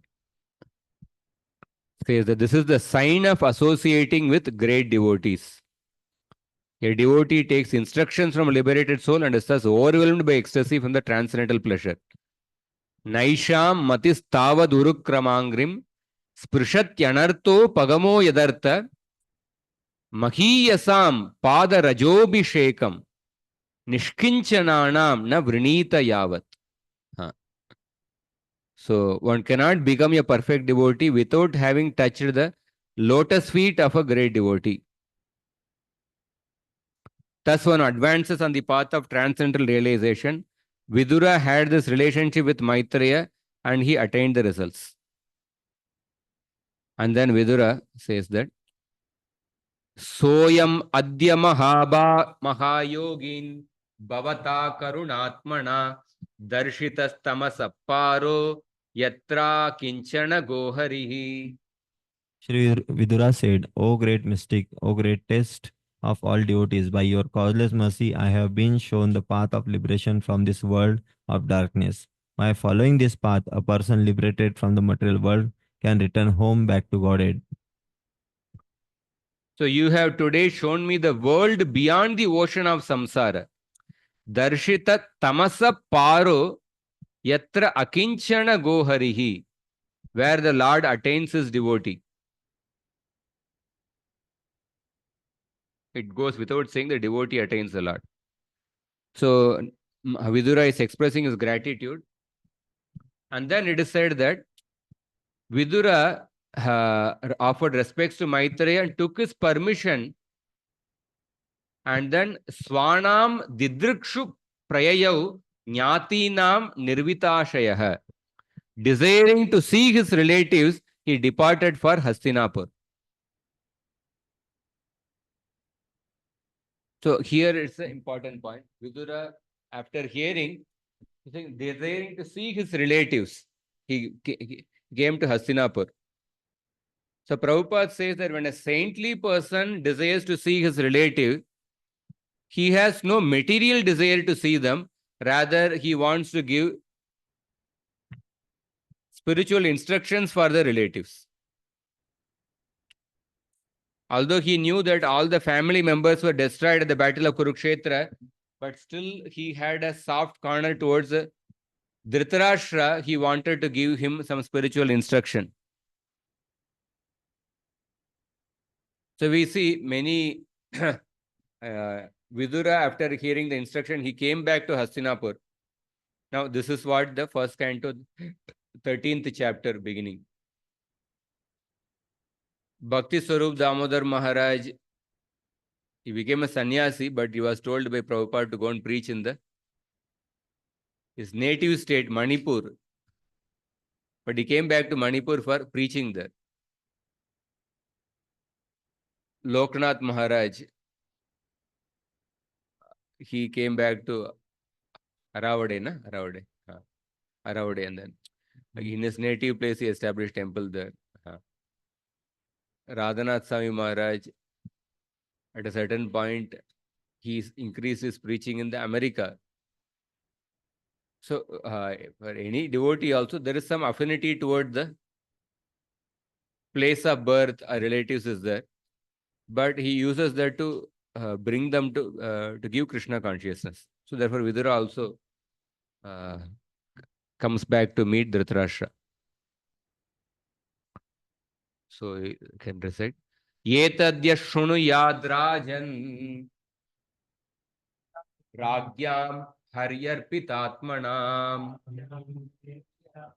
Ayurdhanam Yashaswasti Gatim Aishwaryam Apnuyat. O king, those who hear this topic about kings who are completely surrendered to the Supreme Personality of Godhead obtain without difficulty a long life, wealth, good reputation, good fortune, and ultimately the opportunity to return home back to Godhead. Thus end the Bhakti Vedanta purport of 4th canto, 31st chapter of the Srimad Bhagavatam. So even Srila Prabhupada also, he went to West for preaching. But after preaching in the West for some years, then he came back to India. Bhaktivedanta Saraswati Thakur specifically did not tell him you have to preach in India. But he mainly told you preach in the English language in the West. But he came back to India and because Prabhupada had a natural affection, Indians are not taking to Krishna consciousness. He brought his Western disciples and then he established temples in India also. So in that way, Vidura also comes back to Hastinapur to meet Dhritarashtra. And this verse gives the Falastuti, that how the Falastuti says that One who hears these topics about kings who are completely surrendered to the Lord, they get a long life, ayu, dhanam, wealth, yasha, fame, and also attain the Lord's abode. So it is a very complete, holistic thing. In this life, you will get a long life, family, etc. And also, in next life, you will attain the Lord's abode. The holistic blessing which is given. So with this, we come to the end of the fourth canto. Hare Krishna. Anybody has any questions? Anything?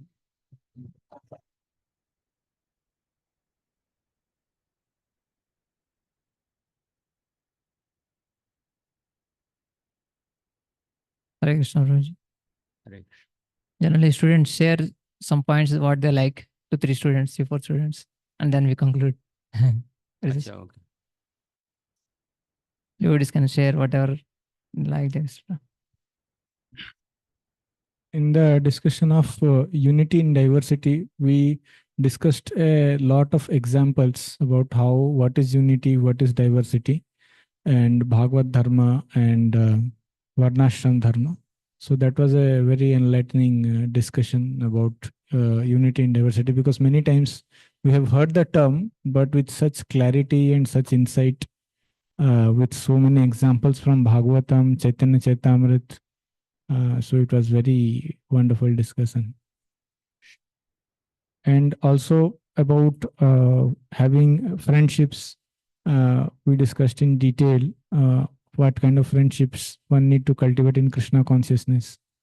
That was also, actually, we could know that behind every verse there was a lot of verses and other examples to speak, but due to the lack of time or to maintain the to speed, we could not get that. So that, and overall we saw in the beginning we were very nicely each and every in many verses we were relating means we were relating how each word is connected in the purport, and then how Prabhupada is explaining it in the translation and in the purport, and what the acharyas are also explaining about it. So that also gave a lot of clarity, and we could relate. And at the end, we discussed many topics, like for example, today about Janma and Guna and Karma, or about the nature of Jiva's ignorance, and but to bring it all together to a conclusion where we can see different conclusions of Shastras, but yet not be disturbed by it. So that was very wonderful, and we had this long-awaited opportunity to get an association. So thank you very much, Alex.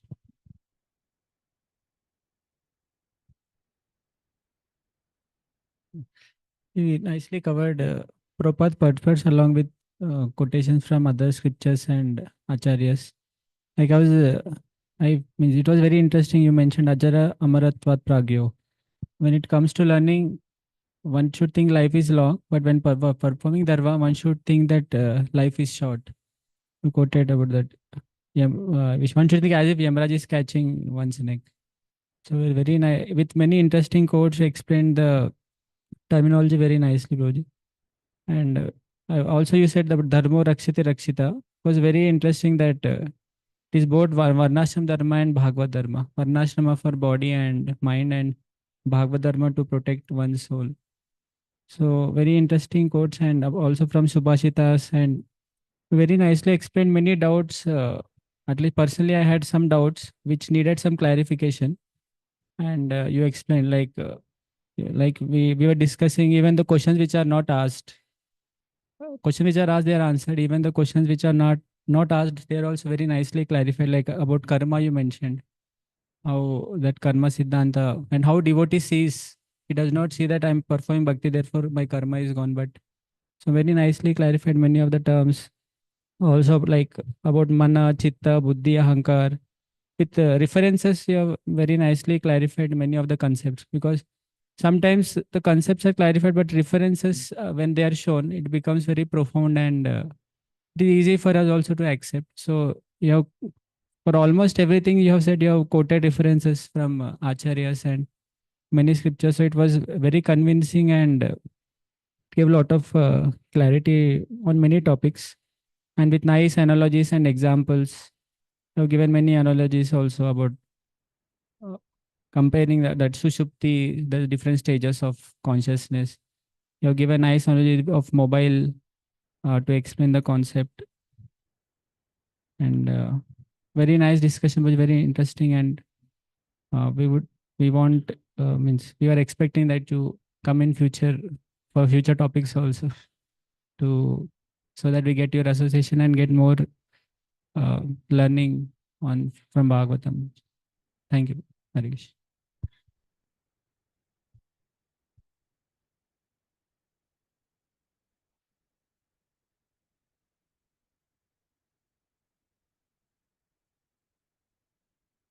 Harish.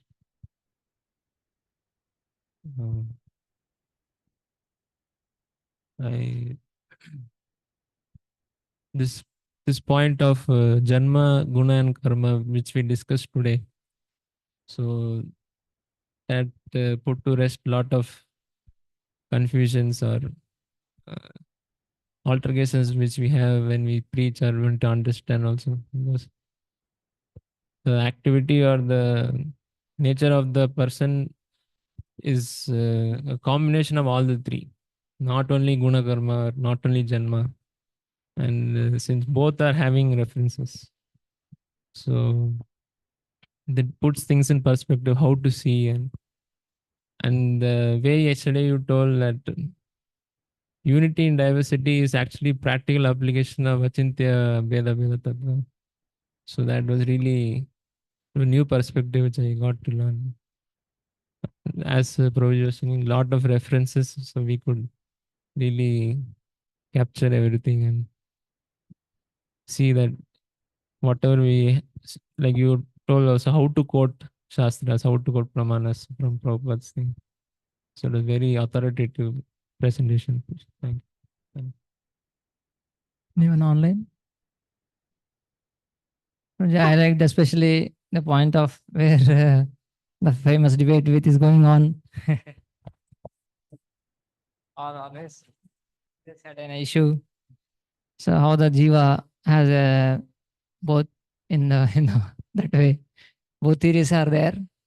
But I like the point how you presented that whatever the case may be, that sambandha, abhidheya and prayojan are always same.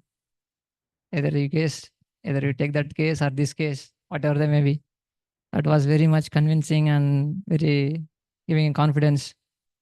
And also not to have too much of argument on either side unnecessarily. So we are extremely grateful for your association all these days. And especially I'm very convinced about how we present from authority to scriptures. Everything that you have reference and quotation from every scripture. So we are extremely grateful. So let us express our gratitude by one time loudly chanting Hare Krishna, Krishna Krishna, Hare Hare, Hare Ram, Ram Ram, Hare Hare. Thank you very much. Thank you very much for all of you. Every day, more than 3 hours of classes, 3-4 hours. But you all very patiently went through the study of the Srimad Bhagavatam. Although I am not the best of the person to qualified enough to speak, but still because of your attraction to Srimad Bhagavatam, you chose to give your time to hear, and I hope that all of us will be elevated by this attempt to come close to Krishna. Thank you very much. Hare Krishna. ग्रंथराज Shrimad Bhagavatam की जय, श्रील प्रभुपाद की जय, गौर भक्त वृंद की जय.